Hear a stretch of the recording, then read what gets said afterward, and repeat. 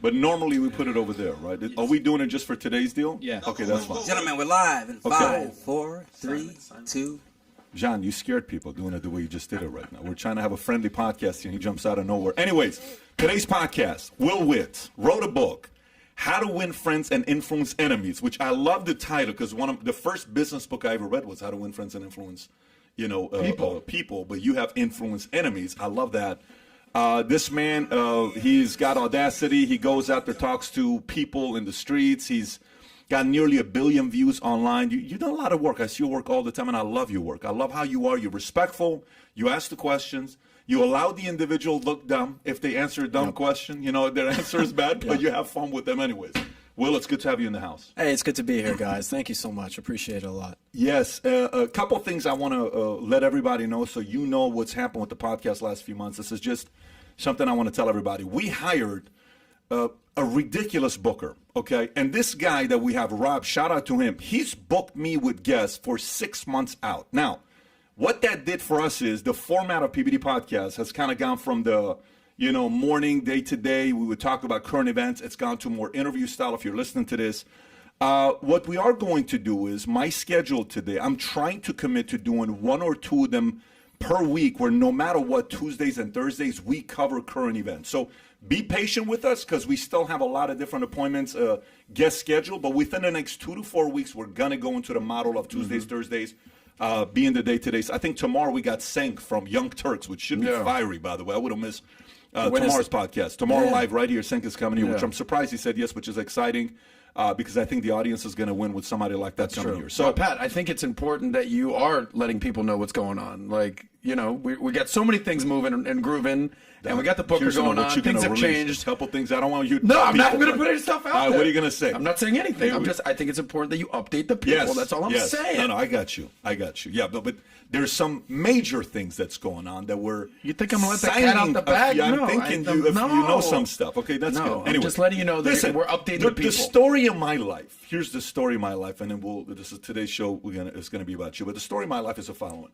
I love being underestimated. I love thinking like people are not planning with what's going on. Patience, long-term, big thinking. We got some major announcements coming very soon.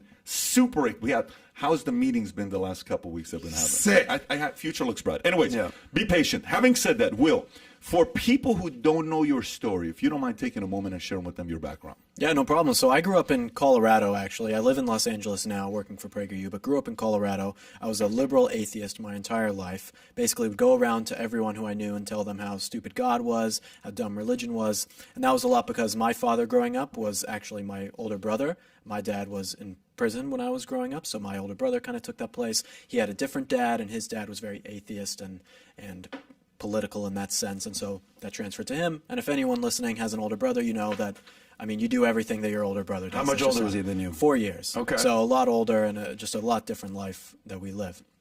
And so growing up, liberal atheist, and when I went to college, everything changed, though, because I went to CU Boulder. If you guys know anything about the most hippied out liberal college out there. I spent some time out there. Yeah, you think that most people go to college and they become more liberal, or they were raised conservative and become more liberal or leftist, especially in a place like Boulder. But for me, when I saw the lunacy, it turned me the other way. I said, wait, there's a lot of things here that are absolutely ridiculous. That don't make any sense, Being in a sociology class and political science course, them talking about how bad just mutual transactions as capitalism is, and about, I'm not allowed to speak because of my race, all sorts of things like this. And eventually I became the one to always raise my hand in class and tell my professor that they were wrong. And all the other kids hated every single time that I raised my hand. So you were that guy? I was that guy. I was the one who everyone hated, which was fine with me. Without an agenda, you were more just questioning this because you had a certain set of beliefs, and you get to college, and you're like, this just doesn't jive with common sense. Is that what happened? That's exactly right. None of it makes any sense.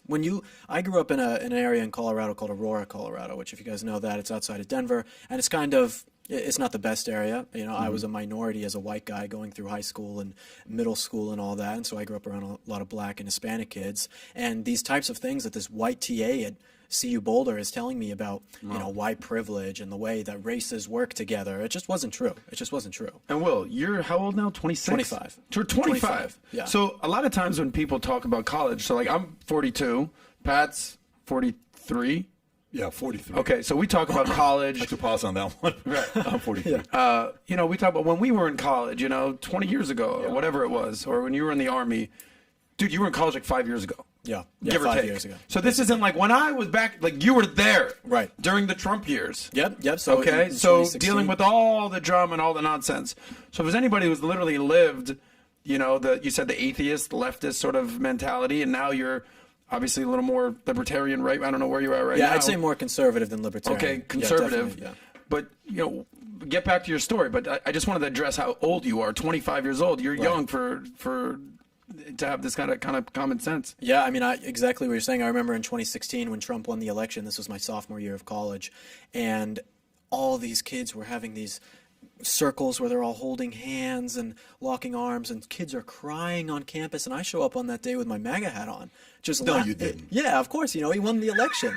And You showed up with the hat on, dude, to Boulder. The hat. You must have known what you were getting shirt. yourself into. Of course. Okay, you're a poker. You like to poke the bear. You're an instigator. There's a little bit of that. For a sure. lot of bit of that, yeah. Will. All right, there's a lot of that. There's a lot of that. But sometimes, you got to show these people and say, look, I'm not scared because you're crying. What was the reaction? Oh, people cursing at me and, getting upset with me. And But all no of those fights, things. nothing like that. Nothing out like of that. control. Nothing that bad. So, but what I would do, because I hated college for the classes and everything like that. So I would go on my campus and I would set up a table and I would just go and debate kids on all sorts of different topics, whether that was socialism or feminism, minimum wage, whatever it was. And then my professors, I was supposed to be in class, they'd pass by and they'd see me just out there and be like, why weren't you in class? I'm like, well, I'm doing this. This is what I like to do. And so after 2 years of school, I dropped out of college. And I was able to get a job with PragerU by making a video on my campus where I asked women what they thought about the wage gap. And I taught myself how to edit the video, shoot the video, borrowed one of my buddy's GoPros, and PragerU ended up loving the video. And they moved me out to Los Angeles after about 6 months after I dropped out of school my sophomore year. And now I've been in LA for about 4.5 years now. 4.5 years. How's LA right now? It sucks. I actually just flew in from Amsterdam last night, and I got engaged. Get out of here. Yeah, just got engaged Congratulations. a couple days ago. Good for you. Yeah. In Amsterdam. In Amsterdam. My fiance is Dutch. Oh, So congratulations. she's a wonderful. Typically, when wonderful- people get engaged in Amsterdam, it's a different reason, but you got a valid reason. That's good. Yeah, Were you in a exactly. Yeah, in the coffee red house light or- district. Exactly. Yeah. Yeah, I found a real Of good all one over there. places. I mean, the jokes are plenty with Yeah. that. Yes, We'll keep it exactly. PC. Yeah.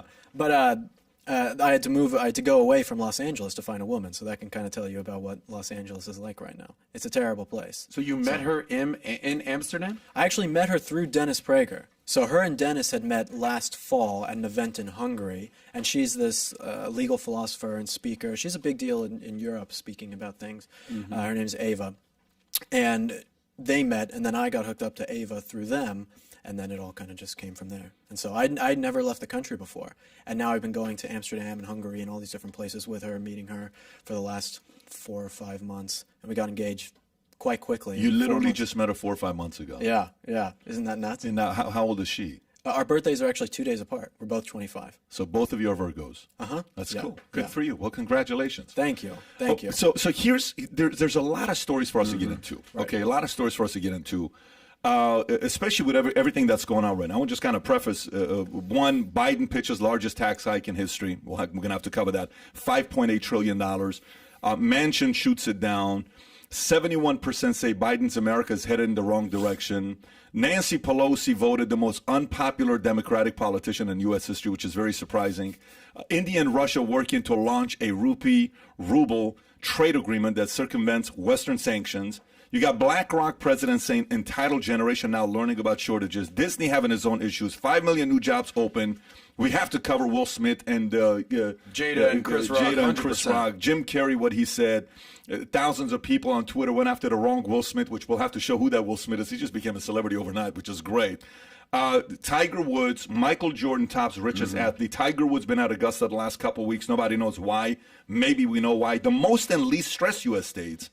Prenuptial agreements aren't just for the rich. I left Mormon church for OnlyFans, and I got a few things to say about the Batman movie, which we'll cover as well. Did you see, well, I can't say did you see. Have you had a chance to avoid seeing the fight between Chris Rock and Will Smith? Well, I saw everything that Yeah. happened. I mean, how could you? When you How saw could the you word not? Will trending, you're like, what's up? I know. I'm like, they finally. know about my engagement. You know? What's going on? Exactly. So Everyone's on board about it. Here's a question. Here's a question I got for you, and then I want to get your thoughts, and then I'll give mine as well. So was it? your position for first time when you saw it, has it been the same from the first moment to now, or has it gone, I can't believe what he did? Well, it kind of does make sense because of Jada. Oh, but you know what? I can't believe. Where are you at with what happened with Will Smith and Jada? My opinion has always kind of been the same on all these kind of things when I watch celebrities do stupid stuff at the Oscars or whatever it is. And for me, I personally just don't care much. I think that people blow a lot of these things out of proportion. And to me, it's just not something that I'm ever super interested in. I leave celebrities and to other people. But what it seems like in terms of the whole situation, I don't think Will Smith was justified in doing it, but I can understand that as a husband, you get angry when someone says something, but you don't lash out in that type of way. I mean, it just seems childish and immature to go up there and slap someone, especially like an open hand slap, like not even a punch. You slap. That's a like bitch slap, right? Yeah, There's you what that's bitch called. slap, you know, it's not like a manly punch; it's a slap, Yeah. which makes it even worse. Yeah, it makes it even. I mean, Diaz brothers, they're famous for fighting guys in UFC and saying, I bitch slap you. So they like to do that Nate too. Diaz? Oh, have you ever seen this or no? Yeah, a little bit. There's videos of all they want to do is slap you in your face in the fight. Okay, not a punch, to slap you because they get a kick out of it. But what are your thoughts when you saw this? But by the way, just before you even say this, Jim Carrey, did you see what Jim Carrey said? What did Jim have to say? So Jim Carrey says a day ago, the video's got like 10 million views. Jim Carrey says, I can't believe the Oscars did a standing ovation for Will Smith. If it was me and you did that, I would sue you the next day for $200 million. Did you hear that or no? He said, I'm going to sue you for $200 million. On top of that, he says, because that video is going to last a lifetime. This is permanent. You're going to get $200 million lawsuit from me the next day. That's what Jim Carrey said, who's a comedian going after Will Smith. What's your position? Let me tell you something. You would think, somebody slaps the shit out of somebody else, whoever it is. You would assume, like the Nate Diaz, whoever did the slapping won, and whoever got their face bitch slapped would have lost. Let me tell you who the big winner in this whole situation is, Chris Rock. Let me tell you guys, I used to do stand-up comedy for many years, okay? Before Dave Chappelle, there was Chris Rock. People, like, I don't know if you're 25, I don't know if you really know how big Chris Rock was in the 90s, early 2000s. Everyone knows about Dave Chappelle these days. Now it's kind of moved from Chappelle to, like, Kevin Hart, and there's other people out there. Chris Rock was the man. And he's gotten a little softer, a little older, a little more Hollywood, more acting. When he did, like, what was it, Blacker? Dude, you're talking about gangster-ass comedy, Chris Rock. So this was the best possible thing for his career. You can see the ticket sales have gone from like $45 minimum for a ticket to like $400. Chris Rock is trending for all the right reasons. And the guy took it like a G, like just... I thought this was fake. I thought this was planned. I thought this was staged. Folks, if you're watching this, if you're listening to this podcast, how many of you thought this was fake at first when you saw it? When your friend texted to you, your reaction... I think Sam texted to me. I'm like, this got to be fake. And he's like, no, it's not fake. So Mario and I played the video on, you know how on YouTube you can go to 0.25 speed? Of course. You played on 0.25 speed. Yeah, and I'm like, no, I think we should bring our friend Paul in here, reenact the bitch slap. Let Will do it. Yeah, I'll do it. Yeah, bring him in. Bring him in. Here we get Paul in here. Gets a kick out so of that. Chris Rock is the big winner here. Notoriety. Yeah. Financial. Yeah. Headlines. Well, he just handled it like a man. He handled it. He's like, that's the greatest moment in Oscars history. Yeah, he laughed about it. But now let's talk about Will Smith. Will Smith has been getting emasculated for the past year or two by his fucking wife that he's been married to for 25 years. This whole entanglement, red table talk that they're doing, insanity. Will Smith was the coolest, baddest dude on the planet for 2 decades. From Fresh Prince. I don't know if you're right. I don't know if there's an actor that was loved, and loved is the word, more than him. Yeah. From Fresh Prince to Men in Black to Independence Day to Ali, to Bad Boys. I mean, the list goes on and on and on. Don't forget and Hancock. Now, you got to put Hancock. I mean, all that. I mean, the list goes on and on. I'm sure there's going to be someone that's like, Adam forgot about this movie and I hate him. Okay, I got it. Hitch, right? I Am Legend. Like, he needs... Thank you. Still going. Yeah. Pursuit of Happiness. Like, he it's needs, all of it. Okay, we got it. Chris Gardner, Pursuit of Happiness. He needs to go back and watch the movie that he freaking starred in called Hitch. Because he's lost his mojo. The whole bitch slap with Chris Rock, this has been brewing for years. You think he actually cares about this joke? He laughed at first. Yeah, he laughed. She ended up laughing at first. I feel like this was just boiling up.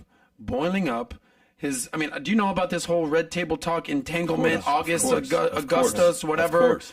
His wife is literally having an affair, cheating on him with the son's friend. Yeah. And now you're like It was August Alsina. Thank you, John. And now this is him. Fix your audio, Like, John. Seriously. But- He's dad bod, simp vibes. I feel so bad for him. Think about even before this, years and years ago, the transition that Willow has been going through, Yep. that his son has been going through. Like this family is strange. Will was the only normal guy. in Is the there family a for more years and years and Hollywood years. family out there? The father, Hollywood star. Jada, I know you have strong feelings on Jada. The kids, Jaden and Willow.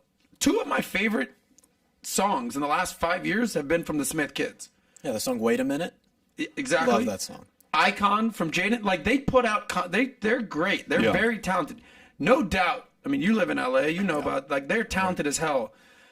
But whatever's going on with this whole entanglement has just, So Will's I have clearly a- been burying it down low, and it exploded at the Oscars. have a And then he different- won the Oscar. I have a different opinion about Go ahead, this. sir. So first of all, like, okay, who won? You're right. Chris Rock won, and I think Jada won.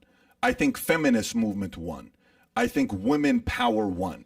I think those who give that message, I think they won. You have to give them credit. They won. Like, women are, stronger than men, and look at how Jada is very proud. She's a face of feminism, if you think about it, because she's got him locked down, right? You know who I am. You know how I feel about Jada. 3 years ago, I don't know, it was 2.5 years ago, Hector Del Toro and Jennifer teamed up together right after the event they had at the Trump Tower. They had an event, they had hooked up, and they sent me the Jada Pinkett autograph picture, and it was in my office. Do you remember this or no? I Jada don't Pinkett remember autograph this. is sitting on my desk, right to the left, and they come like, oh my God, Pat, you got, put this picture away. I'm like, put this picture away. Jennifer was up to this with Hector. What do you mean put this picture away? So it's sitting on my desk because I grew up with Jason's Lyric, okay? And Lyric is Jada Pinkett in the movie with one of the best soundtracks that I can go and tell you the songs in the soundtrack, but I'm not going Tupac. to. No. You're thinking about with Janet Jackson. That's yeah, Poetic yeah. No, I'm Justice. saying, But no, Jason's Lyric. They used to date, is what I'm saying. Of course, Jada yes. and Tupac. So I'm a Jada guy. I grew up being a Jada guy. I always loved Jada, right? So, and I've always loved Will. So the fact these guys hooked up was kind of a cool story. Now, one of my friends 20 plus years ago, she would come to me and she would say, I know the Will Smith and I know Jada's story and I know them very well. I said, really? Yeah. And she would say stories. And I'm in LA 20-some years. She would say, well, let me tell you, they have an open relationship and they have this and they have that. I'm like, it's none of my business. No, but they do. I'm like, everybody says stuff. And the moment you become a celebrity, people say a lot of different things. And you can't believe half the stuff. No, but I know it personally. How do you know it personally? I can't tell you, but I know it. And she kept being very adamant. Like, if somebody's very adamant and they don't have a trend of being like that, but this one time they're extremely adamant, like, okay. And this is a friend of yours, This colleague? is a friend, 20 years ago. And I'm listening to her. I'm like, okay. He says, but you also realize they're like open with everything with their marriage. It's just a very private thing. Now, this is a time that there's no social media, there's no Facebook, there's no Twitter, there's no Instagram. So it's easier to have that kind of a relationship in Hollywood. And they're not the only ones that's having that relationship. So imagine this thing's going on. All these years they have an open relationship. All of a sudden, all the open relationships you've had, let's just say hypothetically, none of them have come out. It's all been private. But this one guy brings it out. August, And the next thing you know, oh my gosh, Will is a simp, Will is this, Will is that. I believe Will is sitting there saying, I wish you guys knew how many people I've been with the last 25 years that none of you guys know about that. I've been behind Jada, and Jada took her career in the backseat for 12 years for me to go on my career, and she was popping at one point, and she sacrificed it for the kids. You guys don't know how much I've played around for the last 25 years, but I kind of can't tell you guys on TV because I will look like an idiot if I do, and I'm going to make Jada look bad. So I don't think we know the whole story, and I think Will is sitting there saying, you idiots that are saying all this stuff you're saying about me, you don't notice. It's starting to really piss me off, and he reacted. That reaction was very deep. That's my opinion. I may be wrong. I may not be right with this. By the way, I think you're very right. But you know what I'm saying, right? I think deep down inside, Will is a man's man, but I think Will has also got that conservative side because his dad left. You know that one scene in the famous scene with Uncle The last Phil. scene of the show. Yeah, you know what scene I'm talking about? Like, oh my gosh, that was not acting. And he's like crying, like, dude, I just got the chills. This dude ain't acting. His dad, look, he's personally experiencing this, right? Will is a guy that many men in America relate to. I just think I think Hollywood life is a very different kind of a life. To try to make marriage, personal life, conservative, all this stuff work, it's so confusing to be in it. You have to play certain card to get certain jobs, to stay relevant, to get the $20 million per film. You have to listen to your publicist. You can't use this word. Be careful with this audience. Those guys said this to you. Now you're doing social media. Now you're making your own YouTube. Try not to touch this. It's such a big mess that he's going. He's trying to keep his marriage together. But if I can give advice, if I'm in that situation, do you know what I think is the best thing for them to do? What? To get a divorce. I think that's the best thing for them. You actually think that's what should happen? I think that's the right thing they should do. I think they should get a divorce and move on. I mean, if they're already sleeping around with other people, you practically have a divorce at this point. I mean, that doesn't make a good marriage whatsoever. Well, let's say they've been doing it for 25 years, dude. Right. Yeah, I mean, you should. In my opinion, you shouldn't be getting together with someone in the first place for appearances or whatever. I mean, as marriage, to me as a Christian, as a holy thing, getting together with someone like that and then having affairs all the time with all sorts of other people. I mean, especially what you were just talking about with, I think there's a difference between men versus women. That if a man goes and sleeps around with other women, it isn't looked at as bad. But a woman who does it despite her man makes the man look a lot worse just because of the differences between the two. So that's why people would call Will Smith a simp. Yeah, but I don't know if he. Okay, a lot of people call him a simp. It's easy to call him that right now. I mean, you had who I don't know who you had. Fresh and Fit. Yeah, and they he's a simp. He's this. Like they may be right. I don't know if they're right or not. But like everybody was trying to say who Tiger was. Okay, and what Tiger did. 16 this, and he went through this, and I don't buy his apology. It's not sincere enough. First of all, before you judge Tiger, why don't you go become the best golfer in the world? Okay, I mean, I read this book, the Bible, that said what he says before you throw stones, kind of check yourself out a little bit. And I subscribe to that. I've never liked people who judge. I grew up in an environment that was very judgmental. I try to say, listen, to each his own. I've been married 12 and a half years. I take it 1 year at a time. Love my wife. We got a good marriage. We got 4 healthy kids. We've had a great life. Some people want to live a different lifestyle. I get it. But I don't think the whole world knows the whole story. I think everybody is speculating. And in reality, I think Chris did win. I think Will is looking extremely weak, and I think Will's got to make a move. You know how they used to say to J-Lo, hey, your Q score was higher when you were with Ben Affleck. Okay, because in the Hollywood marriages, it pays to be married to the right person. Like you better believe Kanye and what do you call it? Yeah, that was through like E! News. Broke the deal. That's like a good Hollywood marriage. You're married to Beyonce. I'm not Kanye. Kanye and Kim, but I'm talking Beyonce. Yeah, that's so. I think. Yeah. I don't know. I think if they get a divorce, like listen, guys, like Bezos, the husband and wife, the way they got a divorce was very clear. We love each other. We've been together for 25 years. Yeah. This just didn't work out. We still love our family. We still love our kids. We have our own reasons, but we have decided to go a different way. We still respect each other. And everybody's like, and they tweeted it same second. I don't know if you remember this. It came out same time. You're like, everybody moved on. Okay? It was kind of like, move on.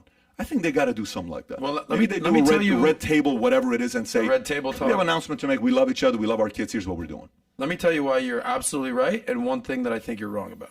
I think you're absolutely right that Will's been doing his thing for 20-something years. Are you freaking kidding me?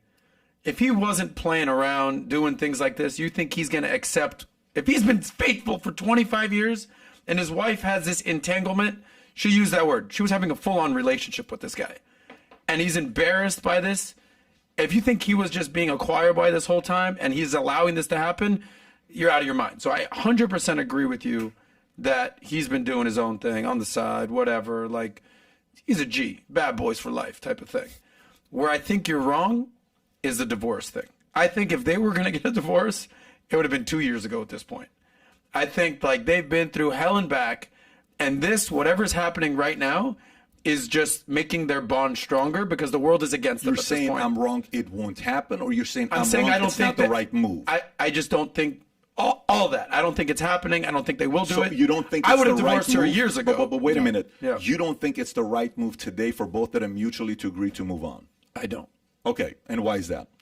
I just think at this point they're fixed in together. Now, if I were Will, I would have divorced years ago. And no, it's like two screwed up people who are just exactly. What are you like, gonna do? It's like two alcoholics. They're just going to stay together. Don't and be like drink and surprised drink when it together. happens. Nobody will be surprised. No, don't be surprised when all of a sudden you the see world is not going to go crazy. Raul just gave a super chat. By the way, you put the super chats. We'll ask some of the questions with Will and Adam, myself. Raul says, do you guys think masculinity and men respecting themselves is dying? Oh, of course. There's no doubt about that. I mean, you can even just look at it from a scientific stance and see that testosterone levels in men are way below what they ever were before in history. So there's tons of indicators that show that men are just not what they are. I think a lot of it has to do with a lot of the food that we eat and just how feminism has creeped into the mainstream like this. And just like you said, how that was a win for feminism and it makes men look bad and she's being the strong one and then Will looks bad. It's demasculating men or emasculating men. Men aren't supposed to be strong anymore. Men are supposed to be on the back burner and the women are supposed to be the ones who are supposed to lead now. Yeah, I think I agree with you, Will.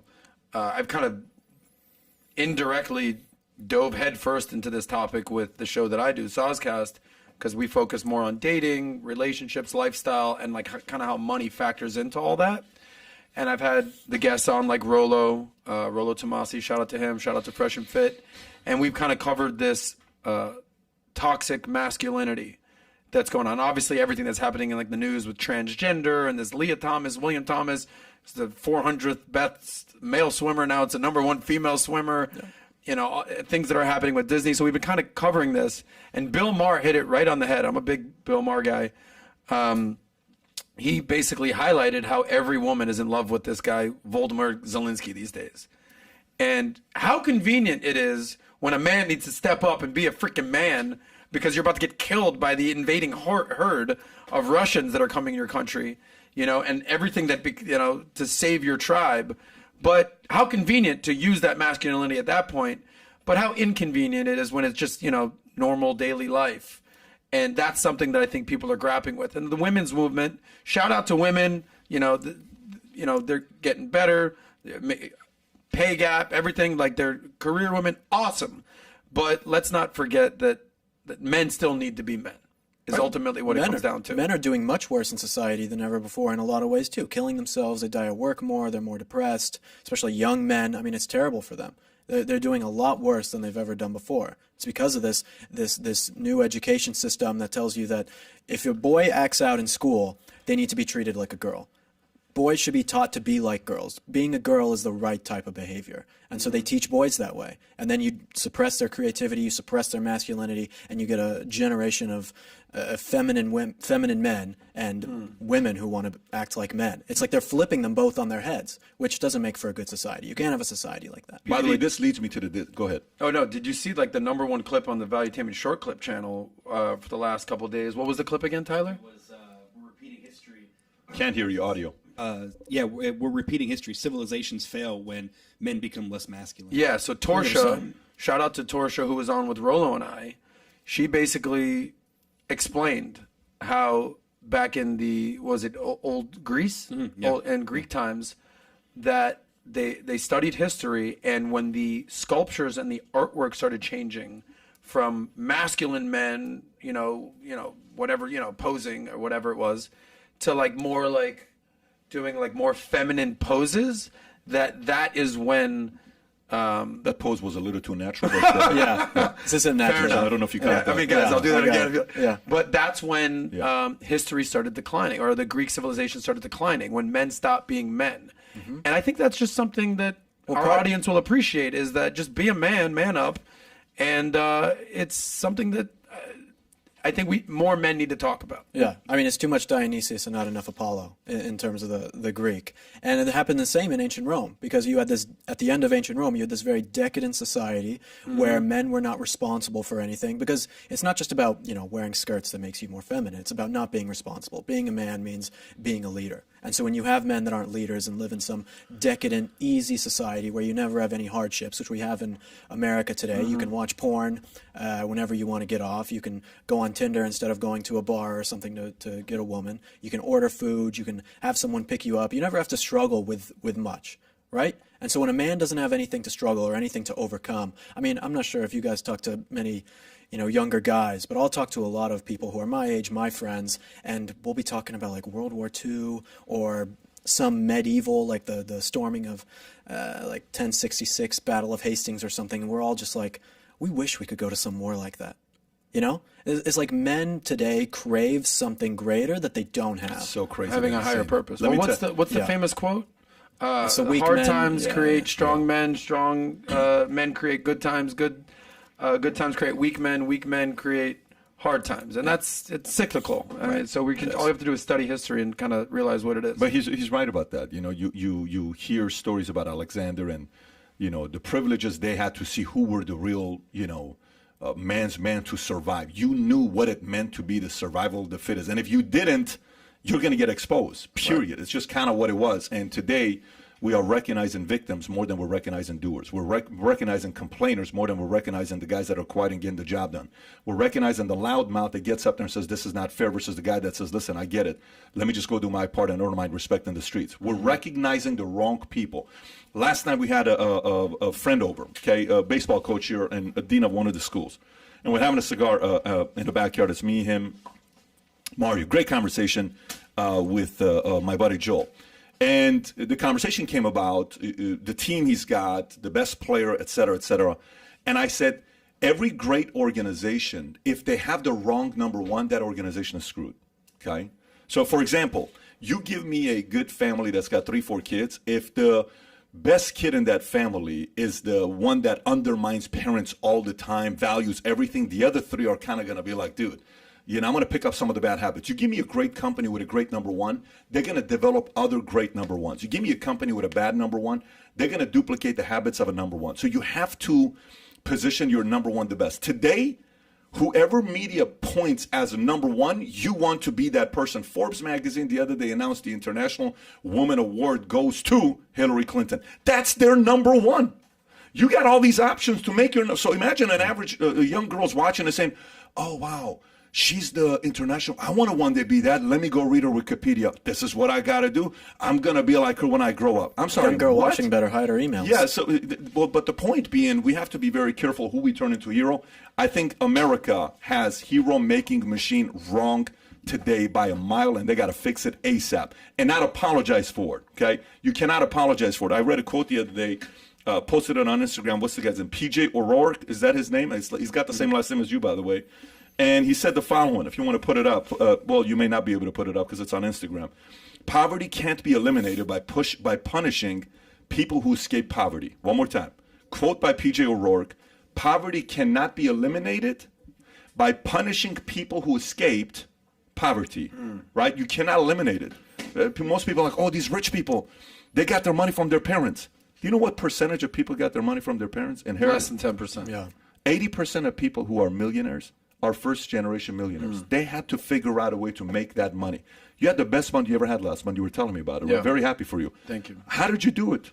How did that happen? Yeah. How long have you been at it? How many people tried your industry and they quit after 3, 4, 5 years? Yeah. It is not an easy business you're in, right? For you to make that kind of money in a month, he made the kind of money people don't make in 2 years he made in a month. That's freaking awesome. 2 years, something like that. Now, he said he didn't buy any white shirts, so maybe we need to get him to go shop. I said I didn't buy anything. I probably should. But let's talk about Disney, because I think this is a good transition to go into Disney.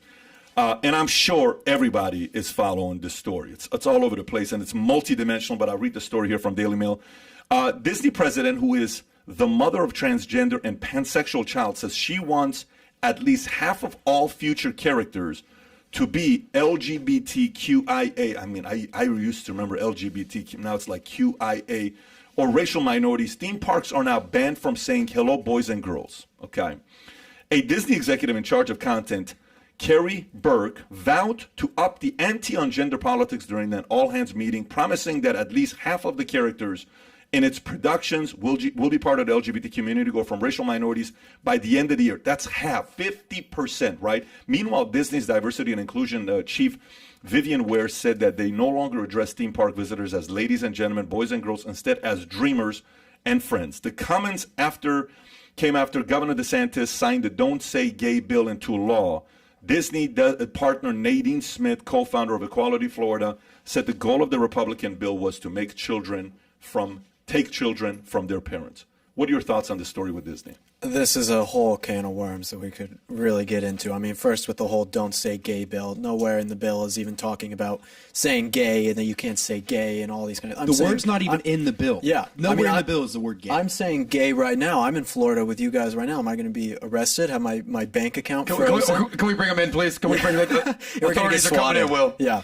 It's just ridiculous. And the whole part, like, look at America's demographics. I mean, you have like 1% of the population that's gay. Maybe it's up to, I think, 3% now with the young people, which has also gone up in recent 20 years. years. It's gone from 1 to 5%. We talked about this with Gad Saad. He was surprised that the number went from 1 to 5 in the last 20 years. Say those numbers again, please. From 1% to 5% in the last 20 years. Is what? Well, people will say that the number of people that who identify as the LGBT. but it's so high in the younger generation. And that's why this is so insidious, because, at least to me, so much of this is being pushed on children. You go on TikTok, you go on these places, and you see these teachers talking about transition closets where their students can go in and change their clothes, and they don't have to tell their parents, and teachers and schools are doing it behind parents' backs, and put pride flags everywhere. I mean, kids don't really know this stuff. The teachers and the education system, and a lot of the mainstream media as well, is pushing this on children. I don't believe that those numbers are legit. The left will say that, oh, these numbers are because people feel safer now to speak out about their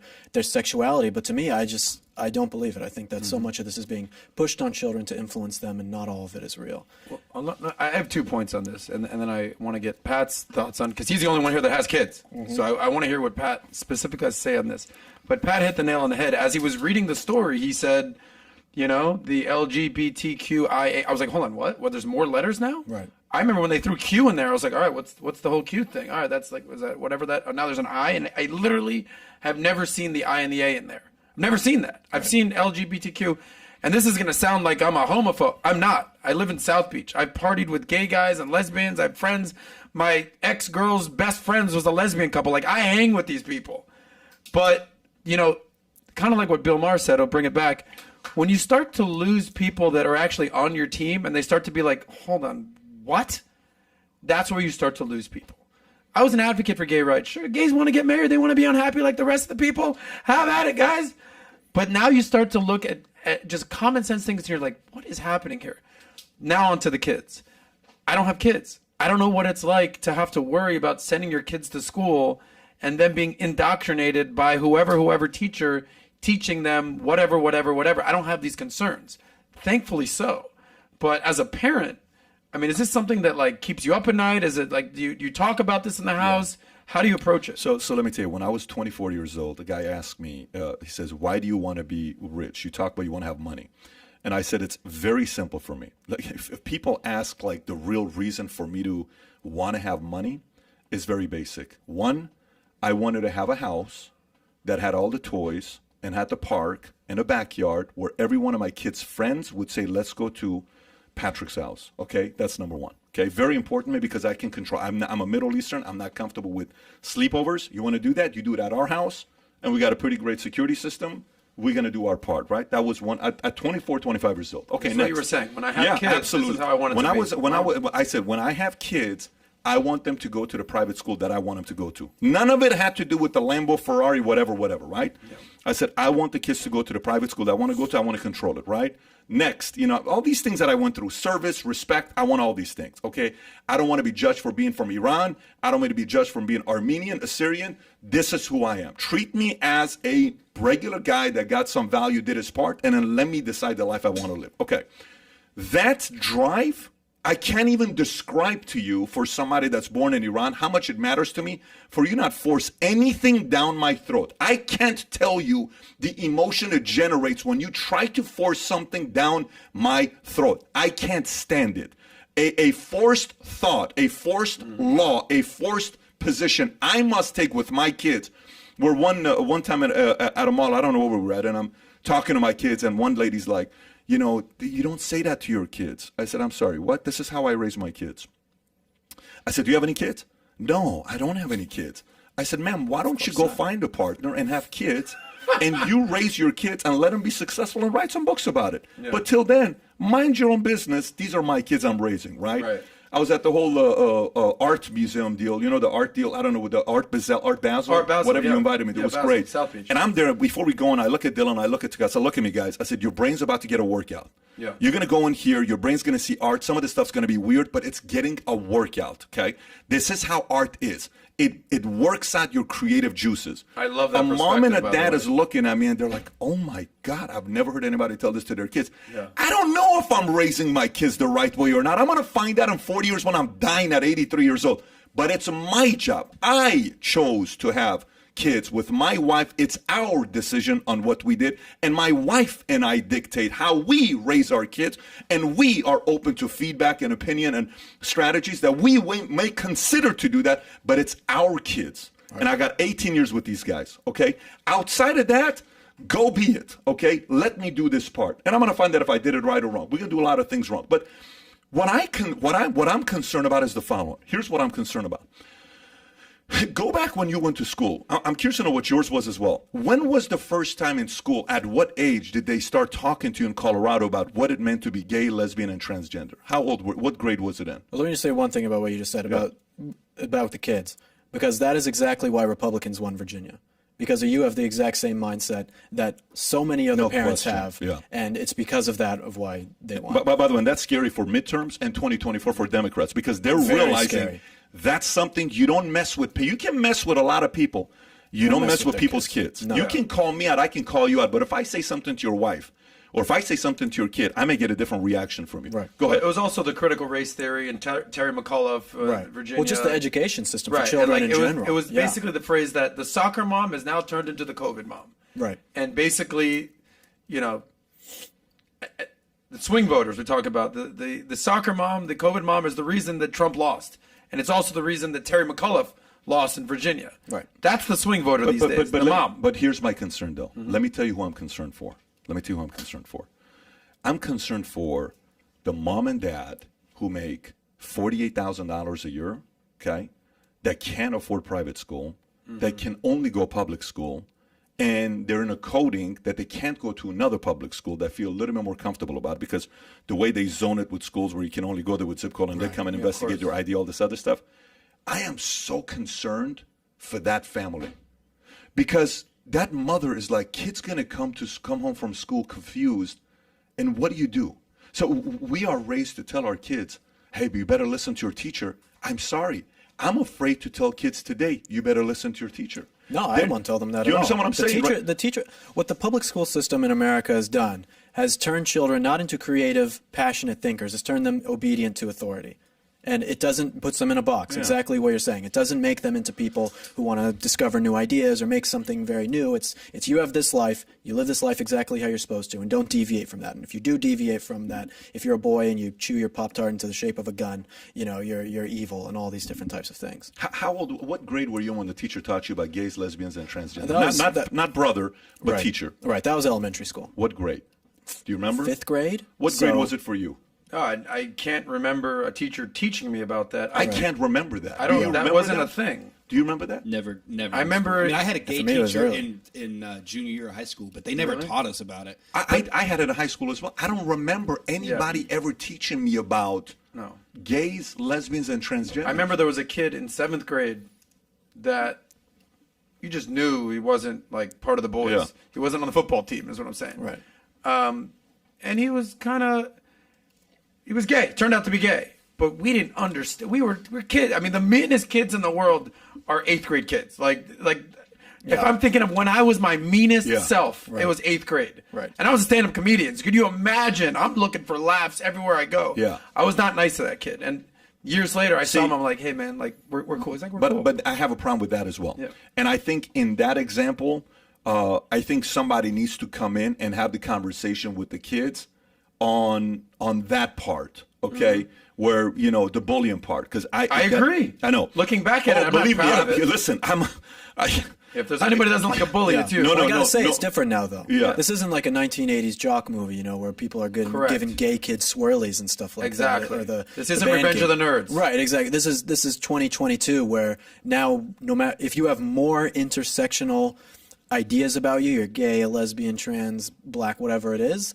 the better off you are in these types of situations. Correct. So it's really, in a lot of ways, that you see with young benefit. white men are doing worse academically, doing worse socially in all these places. Young white straight men. With young white straight men, exactly.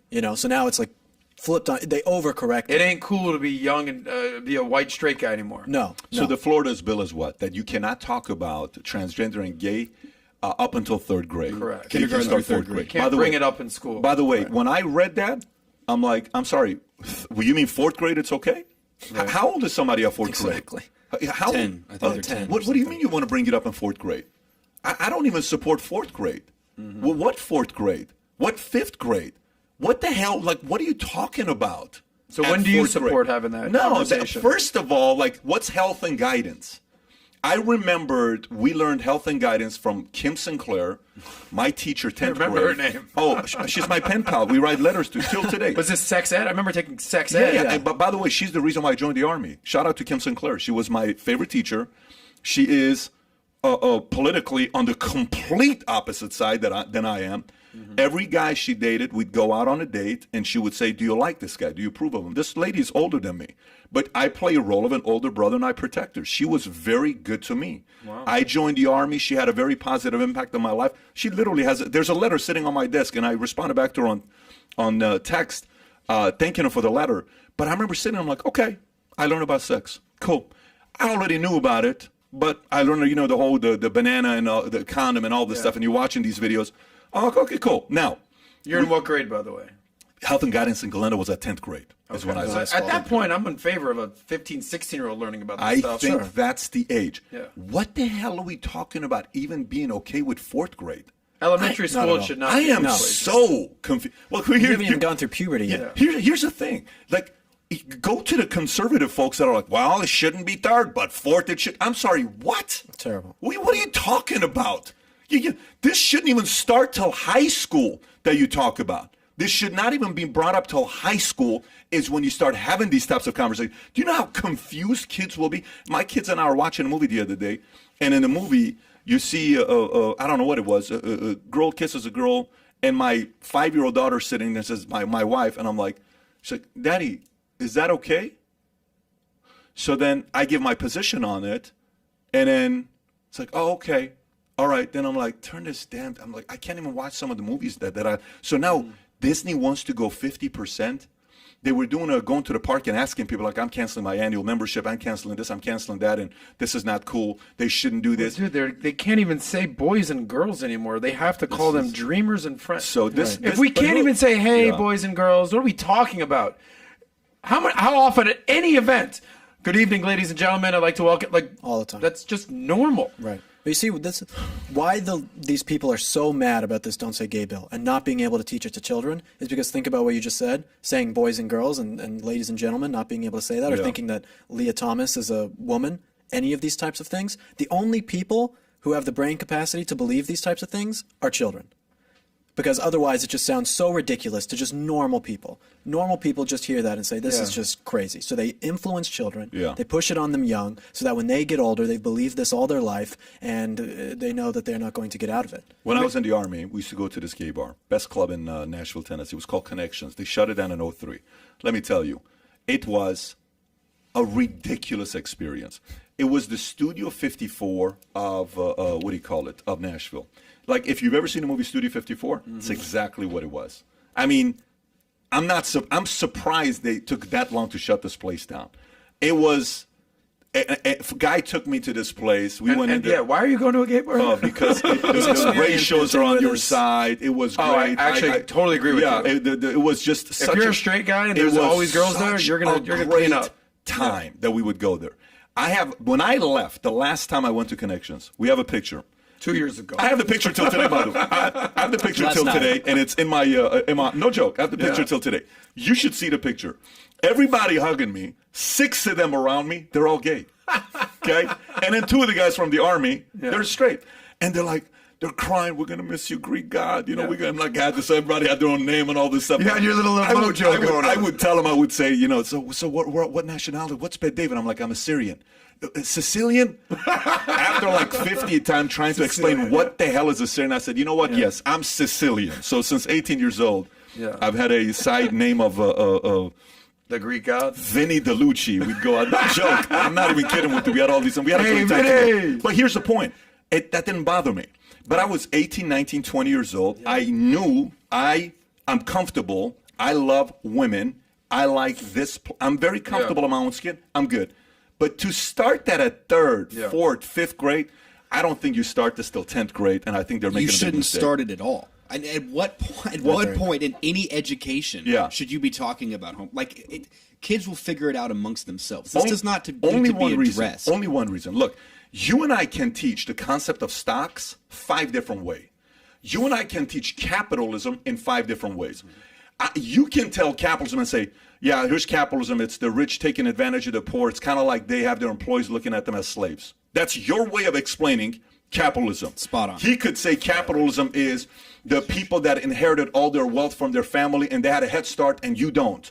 So capitalism benefits those with a head start. That's his explanation. My explanation as a teacher of capitalism may be, listen, folks, there's many different political systems in the world, many different economical systems in the world, but the one that gives you the biggest fighting chance without a 4-year degree, without a 2-year degree, without an MBA, without needing a last name is capitalism. It's hard. It's a lot of work. It's going to suck. You're going to lose a lot. But if you work your ass off, you read the right books, capitalism's for you. We all explain capitalism, but we explain it in a different way. The way you explain LGBTQIA, BZ, whatever the letters are, the way you explain it has to be very matter of fact. Here's what you're going to see. This is what this is. Here's who that person is. Here's your approach when you run into them. Bullying is not okay, no matter who the person is. You cannot judge people. It goes back to very basic fundamentals of conservative beliefs. This whole concept of judging people needs to go more where we teach it, meaning we teach it more not to do it. I think that's the approach. But the other side that's like, if you don't, you're this, and maybe you have these thoughts, and if you do, this is what to do. No. Stop right there, bro. Chill out. Relax. Matter-of-fact style of teaching. No judgment, no bullying. This is not acceptable. We move on. Not the other in-depth type of a style teaching. I don't know if you understand what I'm saying. That the would problem be my is it's not matter of fact, because look at all the people that are pushing this. They're all college educated. I mean, this is all coming from the colleges and universities. I mean, it's indoctrination from kindergarten all the way through your graduating year of college. It's straight indoctrination. So I don't think it should be addressed at all, because it can't be matter of fact. Right. Well, that's exactly right. I do think their sex ed is totally appropriate in 10th grade, and call it 9th, 10th, whatever, high school, end of middle. I'm cool with that. I'm gonna give you one little perspective here, and I don't have kids, so I don't have an opportunity to say this story all that often. But I'm gonna give you 2 stories, real quick. I came into your office one time, and this was regarding my sister, and my sister and I kind of got into an argument with her, and I was like, you know what? Because she's a big theater, Broadway, whatever, and I'm really tight with my nephew. That's my guy, Rory. Love that kid. 9 years old. He's a boy. He's a boy. And she's like, I'm enrolling him in ballerina classes, and I want him to kind of start doing what I do. I go, Jen, this is not what. I know what she's used to in South Beach and dancing and Broadway, and I'm just like, Rory, you want to play soccer, right? He's like, yeah, I like soccer. She's like, but he could also learn. I'm like, I put my foot down. This is not happening in my household. She's like, you're not the dad. I'm like, my masculine tendencies were like, this isn't happening. Right. And I was just like, because I was a sports guy. I played football in college. This is the closest thing I have to having a kid. My nephew, the kid's 9 years old, 8 years old at the time, flipping on you. The most emotional I've ever got. I told Tigran this story the other day. When you were in the office. I told Tigran this the other day. Yeah. He posted a video, Tigran Amoral. He posted a video of Daniel scoring 3 goals. This guy's a beast. Okay, he's 5 years old. Yeah. And when I was in Dallas, that was my homie. Daniel. That was my guy. Daniel. I would practice soccer with this kid. And I was not even joking, choking up watching them. I'm like, look at this guy go. Look at him do his thing. 5 years old. And I could just imagine if a teacher was trying to indoctrinate whatever it is to a 5-year-old, to an 8-year-old, to a 9-year-old. My fatherly instincts are like, this ain't happening, bro. So the whole don't say gay thing, just I think if there's anything we're establishing here, what you used with the 18-year-old, I'm sorry, when you're at the Greek god story, dude, you're a grown up, do what the hell ever you want with your life. Yeah.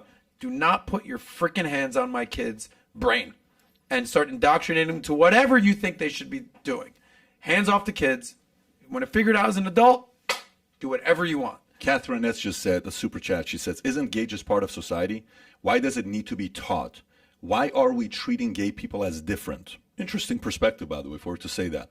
Here's another one. That too. This should be no surprise. This is from Cove 12K X12. This should be no surprise, as parents have been outsourcing their responsibilities to schools.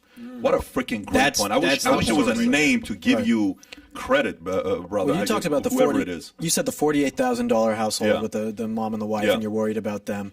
Even if you have to send your kids to public schools, there is going to be time where either the dad or the mom can sit down and actually have dinner with their kids, which a lot of parents won't do, read to them, talk to them about the issues of the day, maybe in the morning at breakfast, whatever it is. You have to find time as a parent to work around the schedule to undo some of the things that are happening at the public school. You have to be a responsible parent. Phenomenal point.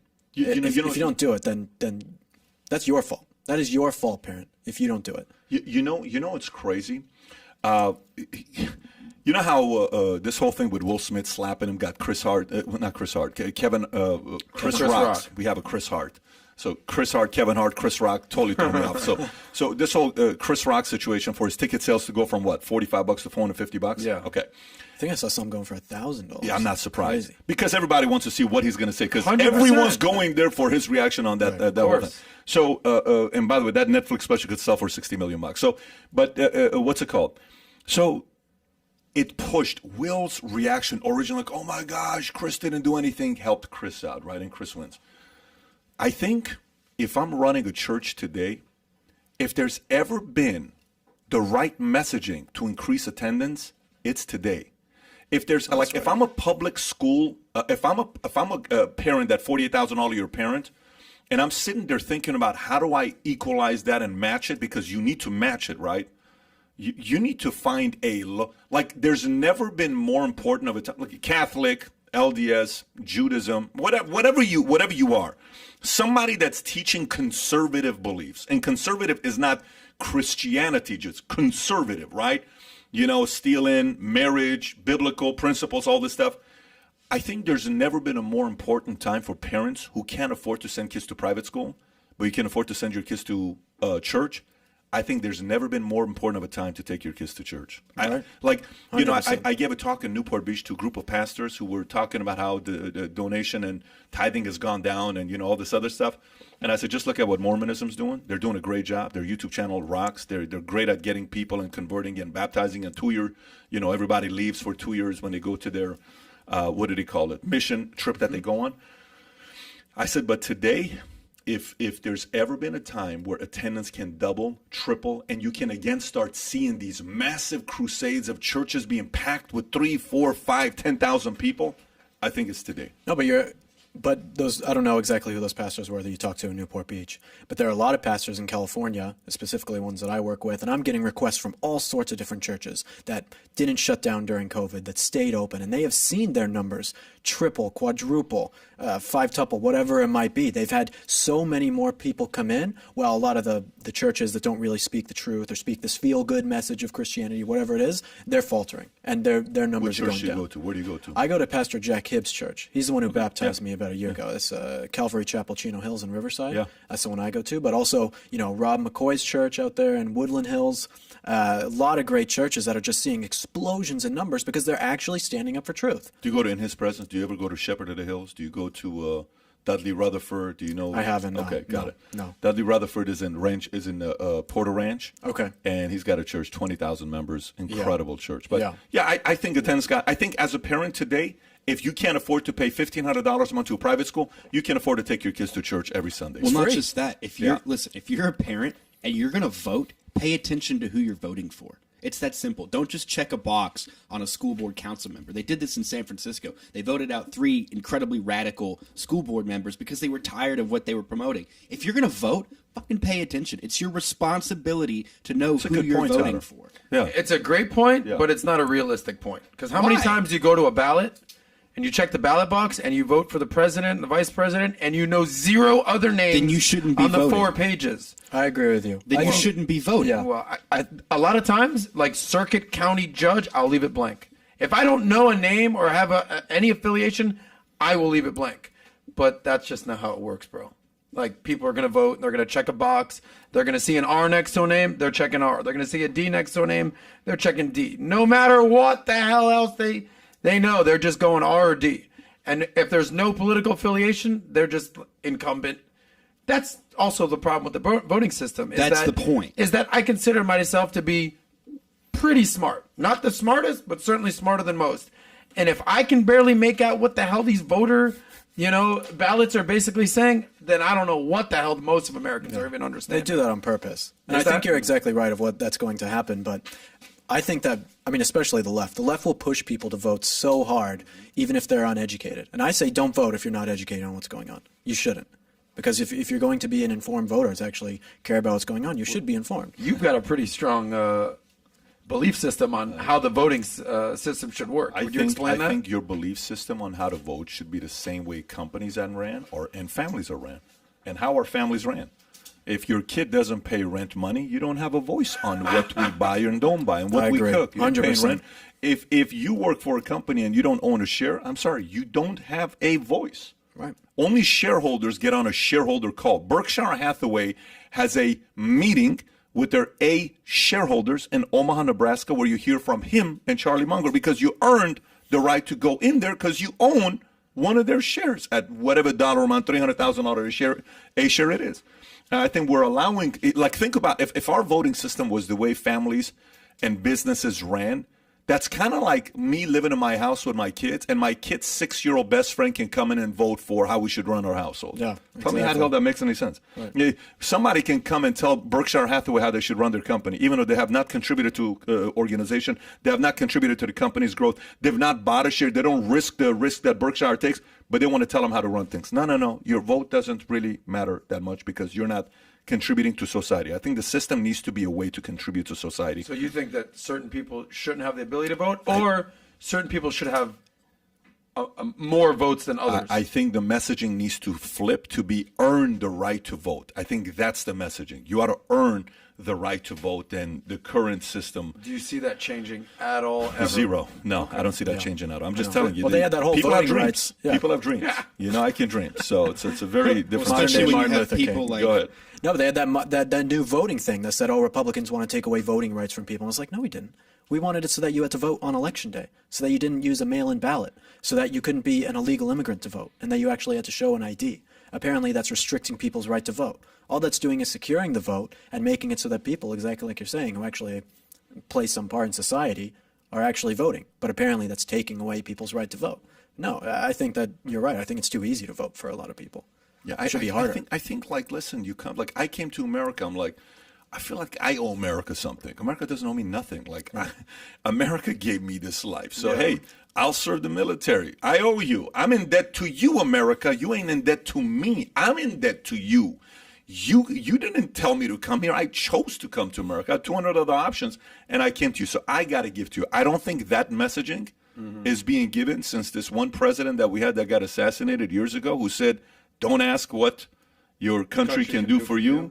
Instead, ask what you can do for the country. When's the last time we heard that messaging? It's no $5.8 trillion bill. Let's give more money. Well, why don't we talk about that? And that's perfect with JFK because JFK was talking a lot about the Federal Reserve in his time. They did not like him doing that kind of stuff. They kind of wanted that to be left alone. So Biden pitches largest tax hike in history as part of the $5.8 trillion budget request.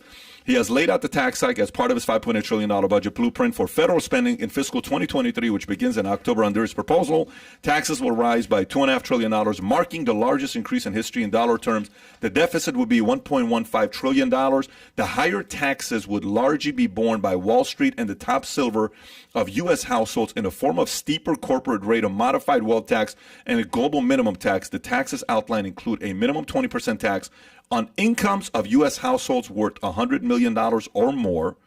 The so-called billionaire minimum tax would raise $361 billion in revenue over 10 years and apply to the top 0.01% of households, or about 20,000 Americans. The White House said that roughly half the revenue stemmed from the country's 700 billionaires, which, by the way, Manchin comes out the next day and he shuts the bill down. This is a Hill story. Centrist Manchin on Tuesday shot down President Biden's plan to raise $360 billion from the imposing a 20% minimum tax on billionaires, which is insane. Manchin says he doesn't support the president's plan to tax unrealized gains on billionaires, which would set a new precedent. Nothing new we haven't heard from Manchin. You can't tax something that's not earned. Earned income is what's we're based on, he said. There's other ways to do it. Everybody has to pay their fair share. Manchin in opposition means Biden proposal is likely dead only a day after the White House unveiled it. Can you imagine? You write this bill, you put all this time, you market it, the next day Manchin says, no, there's nothing else you can do about it. That's great. Well, if I'm Biden, I don't do anything until I have a conversation with Joe Manchin. So, how long have I been talking about Joe Manchin? 4 years. So that's who I am politically. I'm not far left. I'm not far right. You should wear a shirt that says Team Joe Manchin. I'm telling you, we should make a shirt. Can we make that? Called Team Joe Manchin. Yeah. I'm actually being serious. Yeah. Put Team it Manchin shirt. I've been seeing Manchin for years, and I'm thinking for years because I didn't really start getting into politics until about 2016. And I'm not a Trump guy. I'm not a MAGA guy. Sorry, bro. It's all right. But I was a registered independent, and I was like, whatever this guy's doing, I'm not for. But what this guy Joe Manchin doing something, man. He's a Democrat in the reddest state in the country, freaking West Virginia. And it says here, centrist Joe Manchin. That's what's so amazing about Joe Manchin. That's what I think is what a synergist you talk about. We're all Americans.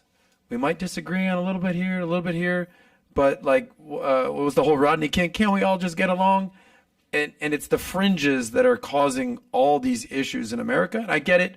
People have core beliefs, but thank God for Joe Manchin just basically, listen, grown-ups are here. Everyone just calm down. We're not just going to be spending like drunk sailors. He said he's going to come out and vote for the new Supreme Court justice, the black lady. Like, there's a lot of common sense going on with Joe Manchin, and thank God there's at least a steady hand in Congress that in Senate that we can kind of look towards and say, all right, that's how you got to conduct yourself. So if I'm Biden, to bring my point, I say, hey Joe, this is what I'm pitching. Before I spend That's smart. days, weeks, months putting shit together, is this something you would go for? You know what? He should hire you as his advisor. Yeah, Joe, if you're watching, call at him. Joe, I'm open. I have to strongly disagree with you for a second. Go for it. When you're talking about, the fringe left and the fringe right, and then, kind of have the center, which is, if it weren't for these fringe groups, then things would be a lot better. But, when you look at the Republicans and the Democrats in Congress, I mean, someone like Mitch McConnell is worse than Joe Manchin. So many of the Republicans are worse. I agree with you there, than Joe. Joe. Exactly, And it's like, these are the people in the middle. These are the people who find common ground all the time, all this kind of stuff. But there is more unity between right-wing populists and left-wing populists than there is between me and a rhino Republican. Is there really? Definitely. Oh, yeah. Because a rhino Republican is fine selling out our country, whereas someone who might be a left-wing populist doesn't want to sell out our country, even if we disagree on some of these things, right? And so I think that a lot of the future of American politics is actually going to depend on this left-wing populist movement, because the left historically has been this anti-big business, anti-war, that type of rhetoric, right? And now you have people like Joe Biden, Bernie Sanders, even Bernie Sanders, who is supposedly one of these guys, took $1.5 million from Big Pharma for his campaign, for his presidential run, right? And he talks badly about Big Pharma. So you have these people who are all in the middle, these centrist types of people, the rhinos and the regular Democrats, who are the ones that are actually driving everything up because they work together and they're basically one and the same. So what I think is that for this 2022 midterm and hopefully for 2024 is that we get Republican candidates who are actually conservative, not like far-right extremist people, that's not what I'm saying, but people who actually aren't just going to be some walk-all-over-me type of Republican and actually get something done. Give an example. Give names. Yeah, who's like, all right, that's my guy. I like this. Well, if we're person. talking about ideologically, then we have Tucker Carlson. I mean, he is the one who is leading the charge on everything right now. Mm-hmm. If Tucker Carlson were to run, he'd be amazing. Then you have Ron DeSantis here in Florida. Yes, but Florida has a super Congress do you actually look at and say that guy's killing it, or lady? Well, I think Marjorie Taylor Greene is one. There's some things. That's the lady? Yeah, the listen, QAnon lady, dude? No, not QAnon. Well, listen. There are some. Marjorie Taylor Greene of all Taylor people. Greene has some very good things when it comes to actually, like, think about the January 6th prisoners, right? There are those people who are rotting in those DC jails. Marjorie Taylor Greene was one of the only people to stand up and say something about it. There's things that I like Marjorie Taylor Greene when it came to some of this insider trading. Brother, I asked you the main person that you identify with. You say Marjorie Taylor Greene. Well, see, that should show you how horrible I think the situation in Congress is. If the person. Well, yeah, we'll speak to that. Yeah, exactly. That I identify the most with is a Marjorie Taylor Greene. That should show you how screwed up things are. In my opinion, I really have no faith in a lot of the politics that we have right now. I think so much of this is going to come down to ideological ideas, and that we put too much credence on, as a people in America, on political parties, when both the Republicans and the Democrats are the same thing. If I was a Republican in Congress, I wouldn't be signing any of this stuff. that other Republicans are signing for. And also, none of these people even read the bills. They have some 25-year-old guy who graduated from GW who's in the back room reading this bill and highlighting it the night before and then telling the congressman what it is, and they're hungover doing it probably because they're on the Hill partying. And it's like, that's what our political system is. I mean, you look at the spending bills and what some of that money is actually going to. I mean, like, stuff, billions of dollars to countries way far away, helping other countries build walls around their countries to keep them safe, but we can't fund our own border wall here in America. I mean, none of this makes any sense. The politics is just Let insane. me ask you, Will, because you kind of highlighted something. I don't want to just gloss over it. You know, we talk about how on the Democratic side of things, there's the moderate, Democrats, and then there's the progressive AOC wing, what have you, and there's that infighting. But you just highlighted the rhinos. The classic Republican, the Reagan Republican, McConnells, however you want to classify them, and more the MAGA wing. Right. Where do you think there's a deeper divide in the current political atmosphere? Is it on the left or is it on the right? It's definitely on the right. Yeah, there's Really? no doubt about that. Because even the moderate Democrats will go along with the SJW stuff when it comes to the left.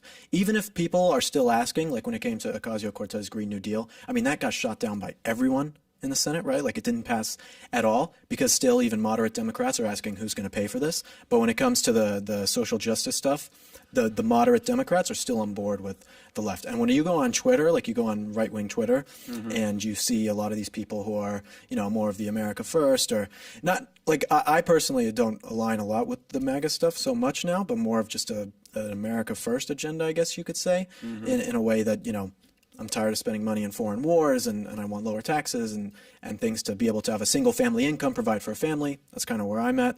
But you go on there and you will see Republicans and conservatives attacking Republicans more than they attack the left, a lot of people. I think that the divide between the right now is really, really stark. Did you expect that answer, by the way? Yes and no.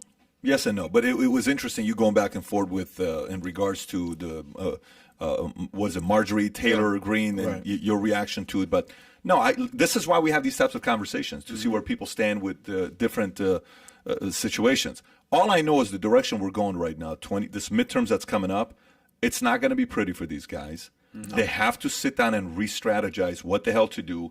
Numbers came back with polls for Biden, 71% is saying Biden's America's heading the wrong direction. This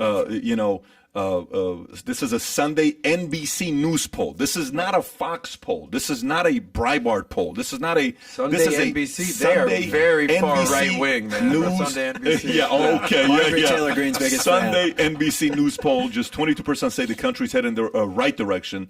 Biden's approval rating is historically low. In fact, Sunday's poll found Biden's overall job performance approval rating has declined to 40%, the lowest of his presidency. To make matters worse, 7 in 10 Americans express no confidence in Biden's ability to deal with the war in Ukraine, which is exacerbating gas prices and fuel inflation. The average price of gas has increased by 70 cents since Russia invaded Ukraine, but gas prices had already risen by $1 since Biden assumed office and waged war on Americans and energy independence. So, look, things are not looking pretty right now with the handling of businesses when it comes down to Biden. The one that's starting to get very upset, I don't know if you saw what AOC said about Biden. Like, listen, we need to kind of start doing some things. Because all the promises he made that we're going to do this and we're going to do that and we're going to do this and we're going to do that, literally nothing he promised is getting executed. Yeah, because of Joe Manchin. Well, and to a certain extent, Kristen Sinema. Right. So he could have promised that if Joe Manchin gave a thumbs up or a thumbs down, she'd be the happiest camper alive right now. I totally get it, but the point is, even Obama came in and he said affordable health, whatever, Obamacare that came out. What did Obamacare do? What did Obama do with Obamacare? It got passed. 09. Executive decision, like, hey, here's what we're doing, okay? Here's what we're doing. Democrats are sitting there saying, dude, you ain't doing nothing. So AOC is saying we got to be more progressive than we are today. So the left is going after the left, and it's not looking good. Right. And the movement of Lincoln Project is not as strong today as it was a year and a half ago. If you follow Lincoln Project, They don't have the kind of momentum at that the they height did. of the Trump presidency. That's where they were, that's where they were needed, so to speak. Yeah, but today, now who gives a shit about them? Yeah, today it's not. Everybody, well, if Trump runs again, they're going to rear their ugly head again in 2024. No doubt. They're targeting one guy right now, one guy only, and the more and more they target this guy, you have to realize that's who they're fearing. Who is that? Trump? You're saying? No. It's the governor of the state you live in right now. Yeah, that's who they're targeting the most. Which means, in their minds, that's their number one target. They think that's going to be a guy that's going to give them a run for their money in 2024. If you could, I'm just playing a game, throwing it out there. If you could put someone as the president right now, you have all the votes. Mm-hmm. Who would you put in there right now? You don't play this game, though. Remember, we tried to play this game. I'll play the game. I'll play the game. Okay, who would you put in there? You would put DeSantis in there? DeSantis. Yeah. DeSantis gets things done. There are things about Trump that I liked, and Trump did get some things done. But Trump also cared too much what people thought about him, and so sacrificed things to not get them done. Like, we were complaining about social media censorship for 4 years and nothing got done. We wanted more of the wall to get done. That didn't get done. DeSantis has gotten so many things done as governor. It's just been incredible. I mean, really a great guy. So I think that DeSantis knows how to work these people, and he would get things done like no one else. And he gets good things done. I don't disagree with you, Will. Yeah. Pat, do you have an answer? I would go Manchin, and then I would go DeSantis. I would. Yeah, I'd be comfortable with both. And maybe you have Marjorie Taylor Greene as your VP, bro. I don't know. I'd be comfortable with both. Is that who you would put first, DeSantis, right there? I think DeSantis is on that list. What about our local Proud Boy? Who are you voting for? This Proud Boy thing. You're a Proud Boy? You go to one Proud Boy rally and you get labeled a Proud Boy. You're going to start a bad rumor here, Adam. You build 1,000 bridges, you fuck one goat, now you're no longer a bridge builder. Who's your vote, Tyler? DeSantis. It's DeSantis. Okay. Yeah, over Trump for you? Absolutely, 100%. But DeSantis over Trump. Now, obviously that can't happen in 2024. There's no way Ron DeSantis beats Donald Trump in 2024. You're saying there's no way? I don't. Do you agree? If Trump... There's no way Trump beats DeSantis? No, there's no way DeSantis beats Trump if Trump runs in 2024. That's really tough to know. It's really tough to know. Right now, the polling numbers, I mean, you look at the CPAC straw poll and people are saying Trump, but again, you're also at CPAC and that's kind of that type of crowd. And it's not like 50 to 40. It's like 85%, and the closest person. Once is Trump Ron starts DeSantis doing his rallies and rallying the base and the build the wall chant, and he finds someone to lock up and lock her up, whoever it is, he starts throwing out Hillary Clinton. Lock him up. Yeah, exactly. That he's gonna swirl him up. Yeah, DeSantis, but it's the vaccine thing, man. It's a personality versus policy. Policy wise, I don't think there's much difference. But DeSantis is kind of level headed. Yeah, and I don't know if that's enough to get voted in. People like. Showmanship is a big deal, right? And I don't know if DeSantis is a showman. There's a thing. Trump is losing a lot because of, first of all, what he said about the vaccines. I mean, talking about that without his vaccines, 150 million people would have died. Mm-hmm. I mean, and a lot of people on the right are unvaccinated more than the left, myself included, unvaccinated. And that makes him lose a lot of his base. And then he's also made a lot of bad picks for endorsements, like the governor of Georgia, who he endorsed, and some of these other people. It's just, I think that he's lost a little bit of his edge. Well, the Georgia thing was a debacle with Brian Kemp. And, yeah.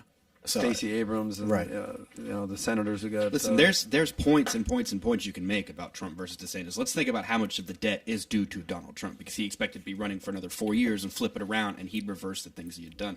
But again, Trump started this movement. He created the rift and exposed the Mitt Romneys, the George Bushes, the Dick Cheneys. I mean, he put these people under a lamp. This all comes because of Trump. What are the McConnells of the world and the Romneys of the world going to do if Trump is the nominee? Are they going to try to sink that ship? Oh, yeah, definitely. I think that if Trump wins, let's say he wins, they're going to want to get back in his good graces and say, oh, we were for you the whole time. And if he loses, then they throw him under the bus. But that's such what these a types of people. two-faced game. This is politics. Look at Bill Barr. That's why I don't know why we even look up. Bill Barr, I feel exactly. like, and Pat, I'll circle back to you. Our country needs to do a better job of looking up to business people and not politicians. Right. Like the days of JFK and Reagan are so done. Mm-hmm.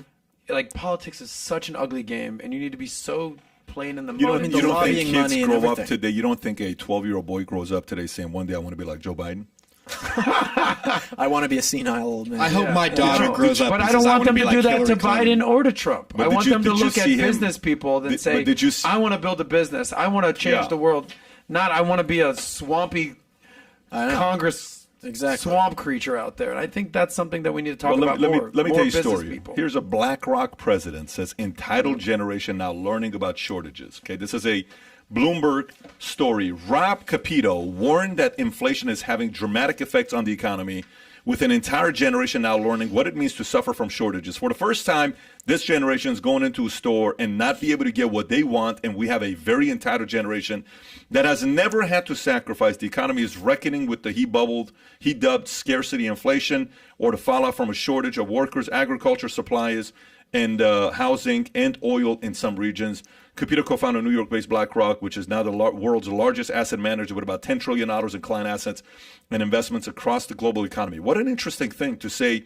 The entitled generation is about to learn about shortages. Well, it's like BlackRock are part of the ones who have screwed people over, and they basically own 10% of the world's wealth. BlackRock. It's insane how deep they go. And this is why it's funny when we're talking about the politics stuff, and people are arguing about Democrat versus Republican and all this. It's like, do you know what's going on with some of these elites and the World Economic Forum people and these types of people who are in charge that own so much? The you will own nothing and be happy. Mm-hmm. And we're talking about some things that just don't really seem to matter. It's like, this is what matters. It matters that some organization like BlackRock or Vanguard comes, screws you over, and then tells you that it's your fault. As they're the ones who are buying up all the single-family homes and turning them into rental properties so that housing prices skyrocket and you can't have any capital yourself.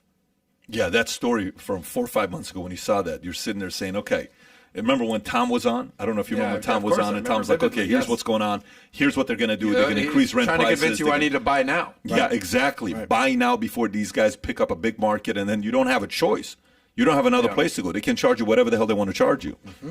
But this inflation thing, what he's explaining, the shortages, this is not coming. just that. Joe Biden just came out and said, oh, by the way, you can expect food shortages because of the sanctions on Russia, which, to Will's point, Marjorie Taylor Greene is one of the only people to have voted against sanctions on Russia because she saw these things coming. Yeah. She can see, she can look a few steps ahead and say, oh, food shortages are probably more of a problem to American people than Russia invading Ukraine. Now, this is not to condone the Russian invasion of Ukraine, but on the flip side, like, we're going to have food shortages. On top of the supply chain issues we had during the pandemic, the fact that our transportation secretary blows, like, there's a whole mess of things going on that maybe we don't need to be putting sanctions on Russia. Right? Can you share with us your true feelings, Tyler, next time? Don't hold back. I mean, sometimes I knew you'd like him. This guy's the best. He'll be on the show we do later. Tyler, pull up this guy, Rob Capito. I just want to highlight this guy because we've all heard of Larry Fink. He's the CEO of BlackRock. You've heard that name. Yeah.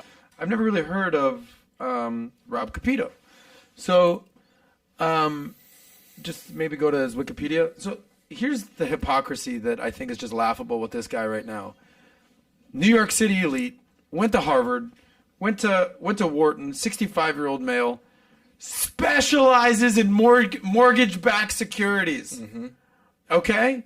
So, which tell the history so people know what is mortgage-backed securities is what brought down, that's The Big Short. Yeah, that's exactly. what brought down America to its almost knees in 2008 during the Great Recession. Mm-hmm. So, like, the millennials are suffering because of everything that happened in 2008. Gen Z millennials have been affected by 2008, now 2020, everything that happened with that. And here's this multi-billionaire New York City elite Harvard Wharton grad who specializes in freaking mortgage-backed securities talking shit about millennials. Like, have a little like understanding of the world. And if you want to come to it from a financial angle, hey, you need to save more, you need to invest more, I get it. But the whole, like, they've never had to sacrifice, mother effer, what have you ever sacrificed? Right. So, like, the hypocrisy is a little annoying to me. That's my opinion. But other than that, he's an awesome guy. Yeah, exactly. I love him. Yeah, we go out for drinks. He's a fantastic guy. Yeah, no, the whole thing with BlackRock and those types of investment firms is really terrible. The people have no idea what's actually going on. But that goes to show you what he said. I think he knows exactly what he's saying. And I think it goes to show the level of arrogance that these people have, that they know that they can just get away with whatever they want. Like, think about on Twitter right now, where just like, what was it, a year ago with the whole Hunter Biden laptop thing and all that, you couldn't say it. New York Post got banned. And now New York Times and Twitter, all these these people are saying, oh, it actually was true. And it's totally fine to say. 500 days later. Yeah, 500 days later. So it's like, oh, so you can say all these things and say whatever you want to people and just have this level of arrogance, and they always just get away with it. They know they're going to get away with it. They know they can get away with saying this and doing whatever they want, basically. By the way, I got to give shout out to Adam. Adam, you've been getting a lot of love today. Super chat, Raul. Adam is so underrated. He is a man's man and my favorite Jewish person. Okay? Oh, wow. Thanks, you guys. So, Raul, you just made Adam's day. Favorite Jew. By the way, this clip needs to be cut and shown to your mom. Mom, you knew he was going to be a rabbi. He's on his way. Still thinks I'm going to be a rabbi. I don't know about Just wait till I show you some of the ones that haven't been solved. No. Can I read you one clip? Can I read you one clip? Yes, of course. Here's one comment. I got to give this guy a shout out. He said this. This is from Tyler Durden. Tyler Durden. That's from Fight Club. All right. Yeah. So it's a 3-sentence thing. He goes, Adam, I owe you an internet troll apology. I didn't like you for the longest time. After watching a few of these and listening to you and your guests on your show, Saucecast, in a non-political light, you're not a bad dude at all. Turns out I'm just a judgmental prick. Good luck to you and keep up the good work. Thanks, Tyler. There you go, buddy. Is it your name, Tyler? There you go. Is that you piece? By the way, put up that story from Babylon B. I don't know if you guys saw this or not. It's very important for us to share this. So did you see this? Put this up so people can see it. Adam, look at this. The only Florida compliant pain relieving cream under Florida law, being gay, forced to rebrand as Shout out straight. to Seth Dillon. This guy Seth Dillon doesn't hold back. You know this guy? Seth Dillon? Oh, yeah. Met him a couple times. He's great. PragerU works with Babylon. They're not slowing down. They're not slowing down. So, complete different topic here. Corrupting our youth. Popular mascot, Disney mascot, roaming park without any pants. Whoever's coming up with these ideas, man, you got to give him credit. Was that Donald Duck? I have no idea who it is. But by the way, just a different question. Complete different topic. I've been wanting to talk about this. Curious to know what you guys think. Have you seen a new Batman? Have you seen a new Batman? No. You got to be kidding me. I don't really watch any new movies. I don't watch movies either. Have you seen the new Batman? Have you seen a new Batman or no? Unfortunately. I've heard it's phenomenal. I've heard it's great. You haven't seen the new Batman. How many Batmans are there, by the way? The new Batman was Batman 38. Can we keep up? But when they did the one with Ben Affleck, I was like, I'm kind of. Christian Bale was. Okay, have you guys seen Joker? Did you watch the Joker? Yeah, I watched the Joker. You watched the Joker. What'd you think about the Joker? I thought Joker was well made. You thought it was well made. movie. You liked the storyline? Yeah. What the story was with? Yeah, it was gritty. I'm a big Joaquin Phoenix guy, and I think he crushed it. I thought so. But the story. So I watched Batman, whatever the last Batman is with. Robert Patterson. Is it Patterson? Robert Pattinson. And the Vampire movie. Vampire, which by the way, Penguin crushed it. Penguin was Colin Farrell. I couldn't believe that was Colin Farrell until I IMDb'd it. And I'm like, you gotta be kidding me. Colin Farrell played the Penguin? Can you pull up the picture? Colin Farrell Penguin in the recent Batman movie. You have to watch it just because of Colin Farrell's He'll never acting. be Danny DeVito, bro. Listen, I don't care. Look at this. So he plays. That's not even a good picture. There's put the other one with Colin Farrell and right. He plays the Penguin, Colin Farrell, and absolutely.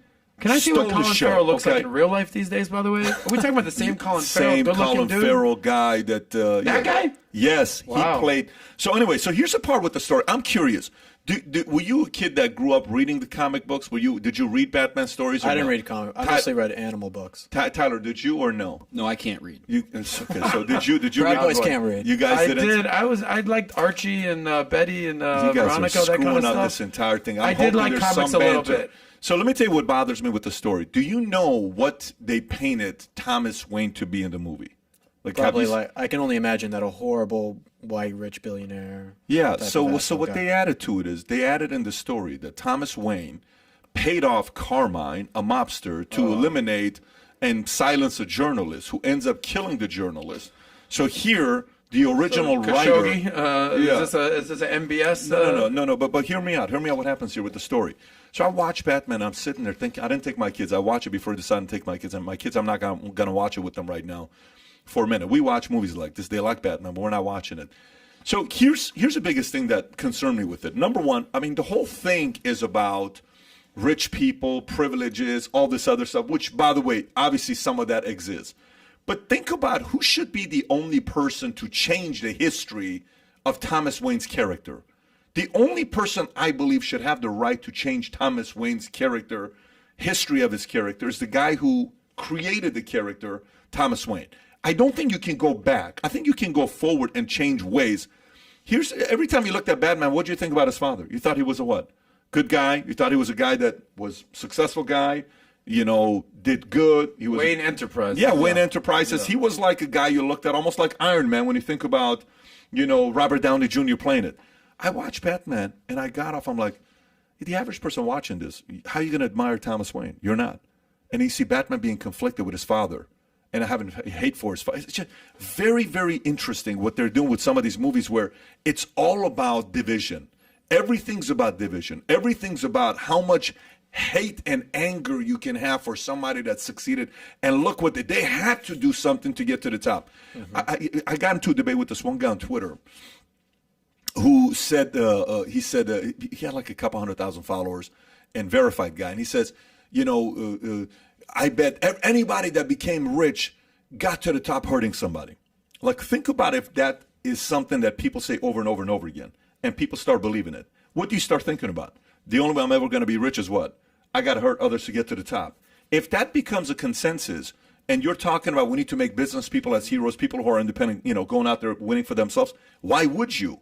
How could you look up to somebody like that? The media, the TV, the shows, the movies, everything is demonizing those guys, where those guys cannot be heroes. Can I give you a compliment? Is this like a payback after the one I gave you? Yeah, like Raul gave it to you. Yeah, that's not. Thank you, but I'm going to give you something. Okay, right let's hear you out. I know why you're such a big advocate for America. That's obvious. You could any immigrant who comes here and flees Iran or flees Venezuela or flees freaking North Korea, Yeonmi Park, understandable. Anyone can digest that in a second. The capitalism component and your love for capitalism, it takes a deeper understanding for the economic systems to understand why you love capitalism so much. Let me go deeper. I've seen firsthand how you run your business. When I met you, it was 2010. You were just starting out. You were a dude. You had, I think, Tom or more with you. You were prior to you starting PHP. You were kind of like me. You were, a guy doing his thing, making money, but you didn't have a whole team behind you. You said something to me one time. You go, what's the most amount of people you've ever led? I'm like, I don't know, maybe like, a dozen or so. You're like, yeah, I've got 20,000 insurance agents that work for my company. Okay. And I've seen not only like the wealth that you've been able to create, but it's what you've been able to create for other people. And I've seen the workers who are crushing it, the Ricky and Ericas, the Gaetans, the Johnny Masons, the Sapolas, Matt Sheena. And I've seen where they were and what they were doing and where they're at now. Chris Hart, you mentioned, all these guys. Elvis. I mean, I can go down the list of what they would be doing if they hadn't met you. 6 figures would have been a dream, and now 7 figures is a reality. But they need the capitalist with the idea to say, follow my lead, mother suckers. I got you. If you work hard and you buy into the system and you follow what I'm basically saying, and you're free to run your business, you can make your dreams a reality. And I've seen it time and time and time again, and that was so amazing. Part of the reason that I kind of wanted to tell you about the Erica thing, Erica Aguilar, shout out to Ricky and Erica. She said that before she met you, she was like working she was picking eggs and strawberries like in California, in Bakersfield. Mm-hmm. She comes to you, she says, let me use my skill set, I'm a networker. And now they're making 7 figures. Mm-hmm. It's insane. Yeah. But unless there's a capitalist who says, follow my lead. But like, there's so many people that probably want to vilify you. Look at Pat. He's rich. His kids are, get to go to private school. It's like, you have no clue where this guy came from Iran, going to the army to build a business with 6 people that you almost went out of business. And now look at you now. But like, nobody wants to hear that story. They just want to say, the freaking rich guy. But you know who I relate to? Here's who I relate to. Shout out to the people in PHP. Thank you for that. You know who I relate to? I'm having this convo the other day. Hey, do you think I asked John, remember you were in the room when we were talking to John, and I said, John, you think I relate more to billionaires, or you think I relate more to the guy making $20 an hour? And he says, oh, you relate more to billionaires. I said, nope, I relate to the other guy. Why is that? It's just a regular guy. There's nothing special about me. There's thousands of people that have done also what I've done, tens of thousands of people that I've done. There's nothing special about one guy doing this. The idea is this system.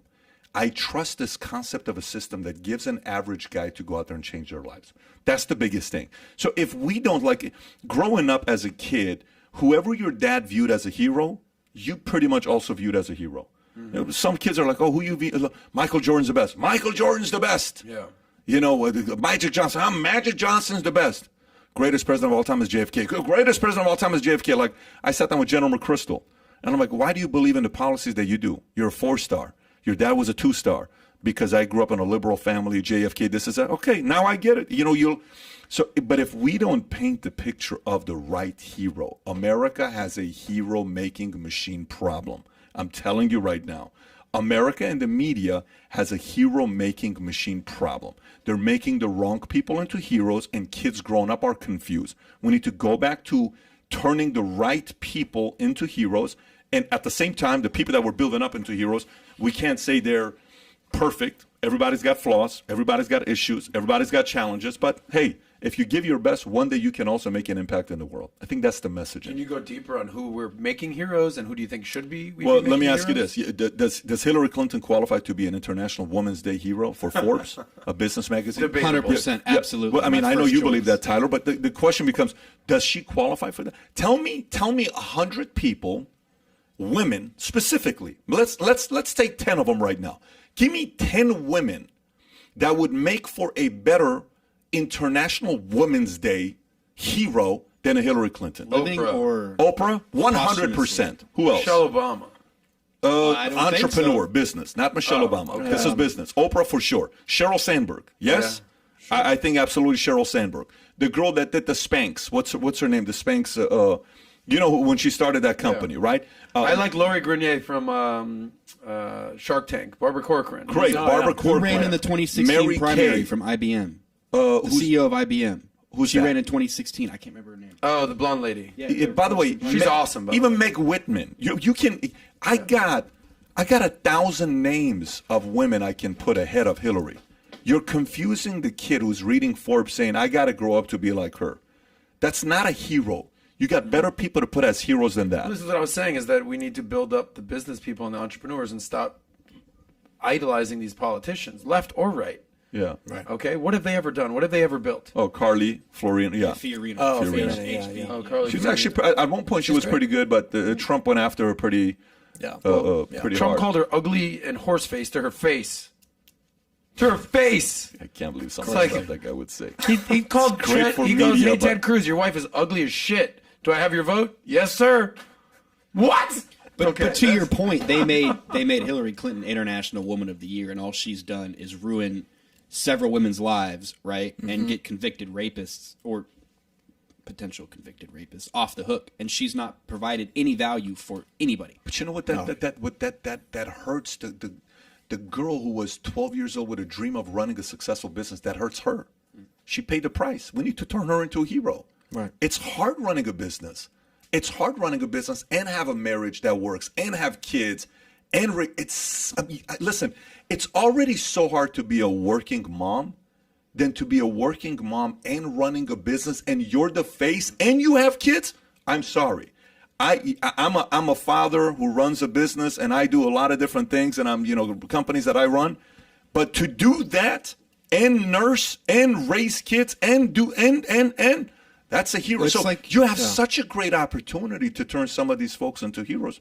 We missed the mark. It's like Amy Coney Barrett. She's got 6 kids, 7 kids. Yeah. Remember her Senate hearing? And they said, what notes do you have? And she pulled up a blank sheet of paper and knew everything by heart. I mean, she's an exceptionally brilliant woman. And what do? They demonize her. It's the Handmaid's Tale all over again. But by the way, but this is not about Democrats and Republicans, because Oprah Winfrey's a Democrat. But Oprah Winfrey went from the story of her being raped as a girl to actress. What was the movie Purple? I think Color something. Purple. To then you coming and winning, building a show. You become like the ultimate podcaster in the world for 2 decades, 3 decades, whatever the timeline is. And the next thing you know, you're a billionaire. You have your own media company. Yeah. Now, by the way, there's a lot of people that can't stand her. I salute a person that went from there. Let's get another 10 more Oprah Winfreys in the world. Right. Let's inspire 50 more Oprah Winfreys. So I think it's a hero-making machine that's broken. What do you think? Yeah, it depends on if Oprah Winfrey is going to come out and tell people to do what she did, or if she's now, because she's had some interviews where she's focused on some of the race stuff and some of the social justice stuff. So, but if she's inspiring young women or men even to pursue that same path and make something of themselves and go against the grain and be that type of strong person, then that's great. But you have to understand these types of people who are heroes now, they're the people who society wants to be the heroes. Like, think about the black community and some of the heroes that they have. Some of these rappers and people who are, in many of their songs, are preaching horrible values. Things that are absolutely terrible for a lot of African American communities when it comes to the drug use, when it comes to the way that they spend their money, not saving money and spending on jewelry and things, and the way you treat women. All of those kind of things, but those are someone's hero. Right? So one of those rappers is some of these people's hero, and for white people too. And those are the people that society wants to be the heroes, because they know that you can be controlled if you don't have any good role models. But this is, again, why somewhere like Black Lives Matter says we want to disband the Western nuclear family, which was on their website, because your dad should be your hero. Your mom should be your hero. Your family, those people are your heroes. They're someone you look up to get good values from. But if you don't have that, then you get values from these types of people. You get heroic qualities from these types of people that society puts in place to be that role model for you. They want these bad people to be people's heroes. I don't disagree. But so somebody right now said, Oprah pushed for Obama. No good. I don't care. I don't care. Hear me out. I will take 100,000 Democrats who can't stand Trump and Republicans to choose to go and bust their ass like Oprah did and become successful. I'll take that any day of the week. And if she wants to get Oprah to the next Obama to become a president, go. You earned the right to bust your ass for 30 years. I don't have to agree with Obama's policy. I respect the diligence it takes for 30 years for you to become as relevant as you are. That is a hero. It's not about policies. That's a hero. We can have a debate, Oprah and I, and sit down and say, listen, man, we disagree in the following areas. Let me tell you where I do agree. I guarantee you're disciplined. Shows. Imagine how many, for 30 years you're doing a show, you getting flus, cold, your voice, someone died, crisis, negative, ratings dropped for like a year. Then, you got this other guy that came and took over. There's Robert Downey, not Robert Downey, Morton Downey Jr. owns the show for 2 years. Then Montel comes, and this guy comes, and that guy comes. And you still stay relevant for 30 years? There's a lot. Everybody can learn from this. All I'm saying is, sometimes we got to set aside politics, and we got to recognize effort, diligence to get to the top. Then we can have a political conversation as well. So I like values are more important than politics. There is no way you can. By the way, one time when Oprah Winfrey was like, dude, we're paying way too much taxes. I don't know if you guys remember when this wasn't a story. It's a little too much taxes. Guess what typically happens to somebody that makes it to the top by working their asses off? There's a little bit of them sitting back and realizing, I can't say that you worked as hard as I did. There's no way in the world I should be paying taxes to take care of you. That naturally, the conservative beliefs naturally also happens to someone like that. So anyways, all I'm saying is I don't think we have the right heroes that we're building up. Okay, prenuptial agreements. You're about to get married, right? You just proposed to your girl, okay? In Amsterdam, which is fantastic. Out of all the places in the world, okay? As us Jews say, mazel tov. Yeah. Thank you. CNN has some advice for you. Okay, CNN. A lot of credibility, so you don't want to listen to this one. Prenuptial agreements aren't just for the rich. Here's what you should know. Few people get married thinking they're going to get divorced, or about divvying up money or assets after marriage ends. But more brides and grooms are considering that scenario, especially when it comes down to prenuptial agreements. These agreements are not just for the wealthy and powerful. 62% of divorce attorneys said they saw an increase in clients requesting a prenup, with a significant uptick in millennials signing them. In general, prenups can be helpful for couples in which there's an existing wealth imbalance, or there might be one later on. Even if people aren't wealthy now, some clients have reasons to believe they will be. For example, if they're in a medical school or expect an inheritance or other reasons. What are your thoughts on what CNN is saying? Which, by the way, I'm surprised CNN wrote this article. What are your thoughts on CNN saying prenuptial agreements are good? I think this is what happens when you take God out of marriage. I think this is what you have when you have a secular society that doesn't value marriage as an institution between a man and a woman of God, or people who are creating God's image. It's when you have a society that is built totally just on, again, the politics and these types of worldly possessions and things. It tells you that, oh, hey, you know, there's a pretty good chance that you're not going to stay together. This agreement that you're making with your significant other isn't sacred. It's nothing that's really that important. You can end it at any time, and it's not a big deal. And, you know, you should sign and make sure that you get your money. So I think that it's telling people that you don't need to stay together. You don't need to work out your problems. You don't need to toughen up and get through it. Just end it. You know, who cares? Just end it. Screw your kids and the covenant you made with God. All this, just screw it and move on. Move on. So I think it's bad.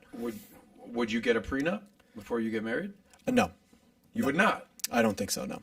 All right. No. You don't think so? So he's considering. The think so is like maybe a little bit. There's what like percentage a 10% are you considering chance. getting a prenup? Oh man! Look at that look on it. All of a sudden, she's gonna watch this. You know? Well, yeah. Oh, you're gonna have to have this tough talk anyway. We gotta cut the spark title. We gotta cut the spark. Exactly. No, I can we focus right at our Will right now? Can you see the sweat going down my face? Yeah. No, I think it's probably like a 90-10%. No, you would not. That I would not. What happens if she goes, I'd like to get a prenup? I don't think that's going to happen. If she does, we can have that discussion. But, again, in our point of view with how we are as a couple, it's like the man would lead on these kind of things. You're going to discuss this, though, with her, I assume? Yeah, I'm sure we'll discuss it and everything. But it hasn't been a home record. It hasn't even started yet. I know. Look, bro, these are uncomfortable. 5 days. Brother, you think this is a comfortable conversation, you have it with your wife. It's going to get worse. Yeah, so how about you? If you get married? I did have a prenup, and my marriage didn't work. And thank God I had the prenup because I had all the money. Right. So, and I told her, I'm not marrying you unless I get the prenup. She goes, yeah, that's fine. Right. And do you think that having that prenup makes it, not just with you, but in general, makes it so that people feel more safe getting divorces? I think that's an interesting perspective. I think, everyone needs an exit strategy. Right. So it's an exit strategy. Yeah. Because I think people get divorced too easily. Well, maybe you're right. Yeah. Maybe I'm not you're saying right. you. No, I got divorced very easily. Don't worry about that. Yeah. I probably shouldn't have got married at the time. But I had a Will Smith thing going on. But I will say, look, numbers don't lie. 50% of marriages end in divorce. 99% of relationships don't work out. Right. Meaning, like, how many relationships do you have before you end up getting married and then the marriage doesn't work? So, look, if you have money, you want to throw God in the equation and the Holy Trinity system, whatever, rabbi, like, there's a chance something's going to go wrong. Right. And if you're worth a couple $1,000,000 and your wife ain't worth nothing, and 10 years later, she's worth a couple $1,000,000 and you're worth nothing, that doesn't sit well with you, bro. Right. Okay. No, that's definitely true. But again, it goes back to, if you are, it's about people being more dedicated to marriage. You have to instill better values in people, which is very difficult to do. Of course, I love. I'm giving best case scenarios on what I. If you're 25, Will. I talk about. So I feel like Will's like I respect him as a man, but I also think like he's like a little brother. Like, right. You're 25. I get it. You know what I'm saying? Like, right. So of course, life happens and all these types of things. Do you have any advice as like? I think I look at Pat as like a mentor, big brother, friend. Yeah. So. Do you have advice for the kids out there with prenups? I fully believe in prenups. I fully believe in prenups because you have to. You can be held responsible for you changing, which you will, but you have to protect yourself against somebody else who chooses to change because you're not God. So for me, prenup is about you not acting like you're God. It's actually more of a I'm not God to say, well, this is 100% going to work. Then you're saying you're God because you control the other person. I'm not God. I don't control my wife. My wife gets to do whatever she wants to do. But a prenup to me was protecting her. She knew what was going to be taken care of, the kids, where she didn't have to worry about anything. Mm-hmm. And we put it together, and she's happy, we're happy, and it's good to go. I think prenups actually eliminate arguments because sometimes people have thoughts about what the other person's motive is. If you have a prenup in place, it's eliminated because that motive is on the paper. What can you do? Like a trust, a living trust, and estate planning, all these things that you got to do. Every business deal I've done with a handshake, dude, I love you, man. It's awesome. We make this right on. 2 years later, that guy's no longer working, and you're carrying the weight for the company. And the guy goes to Costa Rica for 9 months, and I have to carry the weight for the office. I'm like, shit, I never put that in the contract. So I have to do my part, and I got to pay this guy, and man, I wish I had that in the business agreement. I didn't do it. So in relationships, friendships, marriages, people change. I believe people change, and the biggest insurance policy of you not being God and knowing that if people change, you're protected, she's protected, is a prenup. But to each his own. That's on you when you do that. Anyways, I think he's got some callers. that do we have any callers or no? We got a few callers. Nice. By the way, you got 10 minutes max. So when we get the callers in, they got 20 seconds to ask the question, and we'll get right into it. So, John, if you got a caller, let's go through it. You got only 10 minutes, John. All right, we have a Luz. You have Luz?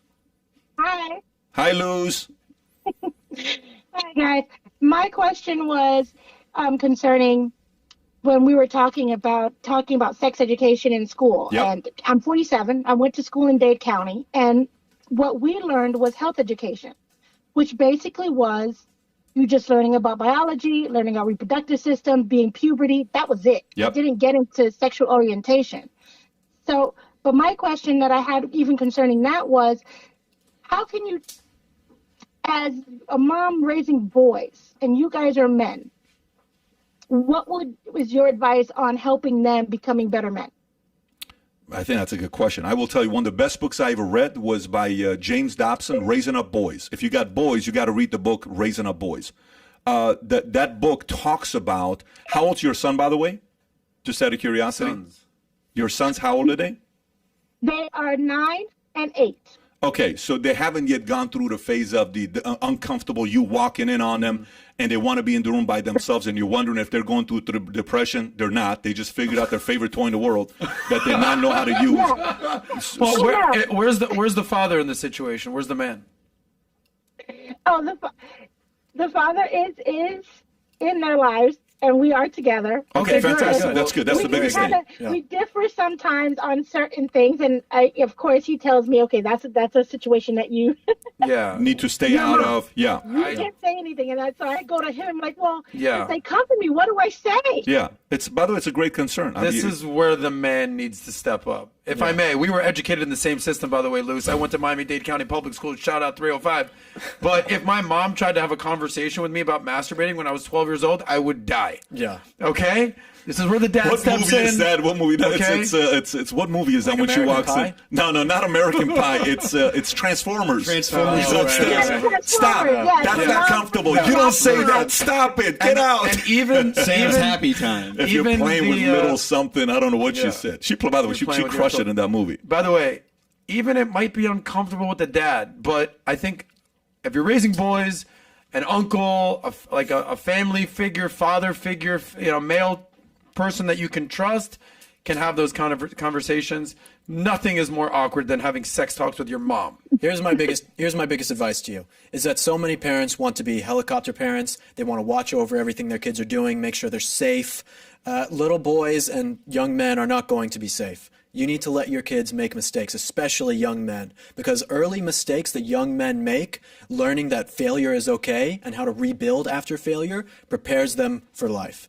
If you don't fail as a young man, you aren't doing it right. And if you're a parent who doesn't let your kid fail and doesn't actually give them consequences for when they fail, they're going to be weak men. So train them to fail, train them to learn the hard way, and they're gonna be Great all right. point by Will. You can take that to the bank. Thank you, Luz. Have Thank a you, great Luz. day. Who else we got, John? Here we go. And just real quick on that, man, be a good role model. Like we talked about that with Fresh and Fit. Like I have a daughter, and I want to be a good role model to my daughter so that she marries somebody like me, and I set the right example. I love that. Even with fathers, man, be a good role model to your sons. I love that. All right, we have Lisa. Lisa, how are you? PBD. How you doing, Lisa? How awesome. I'm doing well. Thank you. Very cool. So what's on your mind, Lisa? I just had I was listening to the podcast and I heard a couple of comments on how I guess where you are, they're considering doing gender studies in schools. Yeah. How do you feel about that? Well, I'm a little confused. I, wasn't really sure that teachers were equipped with this type of knowledge to start teaching the children on this stages of their life. I know that they're very impressionable at this age, and I know that there's quite a bit going on mentally, physically, hormones, and things going, amongst children. And so, what do you think we should do about it? What do you think we should do about it? For gender studies, I mean, don't get me wrong. I'm certainly one of those people who believe that people should be who they are. Mm-hmm. And if they're, exuberating feelings towards that, how much is it because they're impressionable? Is it because their friends are? And how much is it because they are truly having those feelings? We agree. Do you have any thoughts on that? Do you remember that old Norm Macdonald bit? You might have seen it where he got heckled, where he said he was talking about the real heroes and that teachers were not the real heroes. And if you wanted to be a second grade teacher, all you need is a third grade education. And it's like, I think there's a lot that actually there's some truth to that these teachers are not equipped to teach a lot of this stuff. I mean, I don't think they know. I mean, I know people when I was going through college who became teachers. They're drinking their way through college. They get C's in a lot of their classes, pass with a teaching degree, and now they're going and teaching kids about sexual education and all this stuff. It is very strange. I think that, again, I can always come back to this, but parents need to have a greater role in this type of stuff as well. The parent can teach this stuff to the children. You can make it not awkward. There are resources about learning how to do it the right way, but parents just... At the end of the day, if you take anything from me at all today, just parents need to have a bigger role in their kids' lives. And a lot of this stuff assuages itself away. I agree. Lisa, thank you for calling in. Have a great day, Lisa. So John, let's see. It's either John is only picking women or we only have women as listeners. Hey, I'm excited to see if we get a third It woman. usually happens when I'm on shows. Usually just women calling in. The confidence. So, yeah. You got to love it. I think. John, let's go. One more. Johnny, last one here. Last one here, buddy. All right, we got a member from the LGBTQ. Here we go. Okay. Let's go. John, is that you or is that somebody else?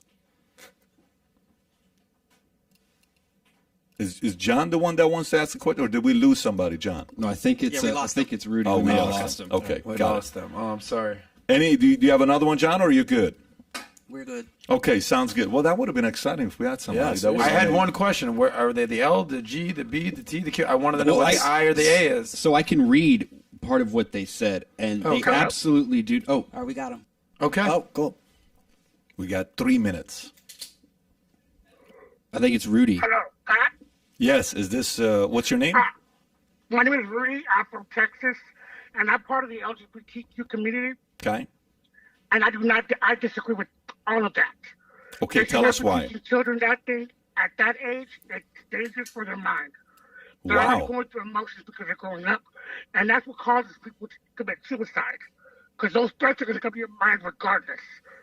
They will grow into it. If they have questions when they're older, they'll go to their parent or somebody older than a counselor. This is dangerous. Very, very dangerous. Rudy, I you're don't think you're people part understand of. the deeper agenda that these people are doing. So let me because the audio is a little choppy. I want to make sure the audience hears it. So you're part of the LGBTQ community, and you think teaching that too early is dangerous. Oh yes, very, very, very. That's too young. Well, then, Rudy, at Kids what don't age? even know what they want to be. At what age did you know you're part of the LGBTQ community? Growing up, I just felt different. But as I got older and I realized what was going on with my body, then I realized it was a choice that I made. Do you remember how old you were? How old were you when you made that choice? How old were you when you made that choice? 15. Okay, got it. It's And like 10th grade. That's the age, 10th grade. So we said. Got it. And Yes, because that's when your body starts to, experience things. You have questions, you look it up, or you read about it, you figure it out. But if you do that to a child when they're growing up, they're already going through so much emotions. Most people in the community of LGBTQ have problems in their own family, and adding that extra pressure at that young age is very dangerous. Rudy, how old are you right now, if you don't mind me asking? Sir? How old are you right now, if you don't mind me asking? Right now I am 40 years old. I grew up in the early 90s. Got it. You're 40 years Back old. when it was just to want to be treated the same. And Rudy, We how don't do want- you I don't know what identify they're doing as? now. How do you identify? Oh, I'm gay. I don't believe in that. I'm binary stuff. I don't believe in that. You're a man who's gay. Sir? You're a man who's gay.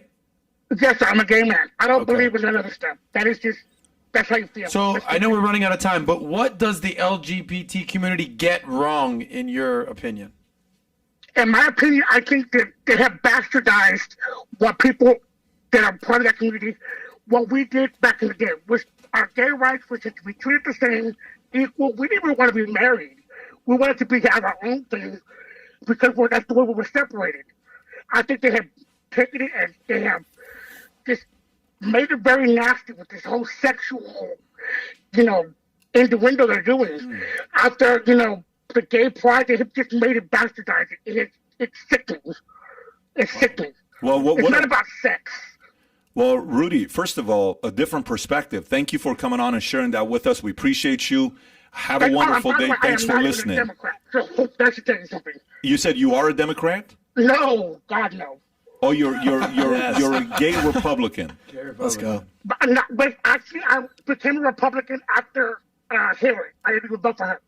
Got it. Nice. Very interesting. Very interesting perspective. I'd love to learn more about your story. And I hope parents fight that bill. I mean, they don't fight the bill. Keep the way it is. Not mess with the kids. Leave the babies alone. Right. Agreed. Well said, Rudy. Rudy, thank you. Have a wonderful day, Rudy. Appreciate you. Thank you. God bless. God bless you as well. Bye-bye.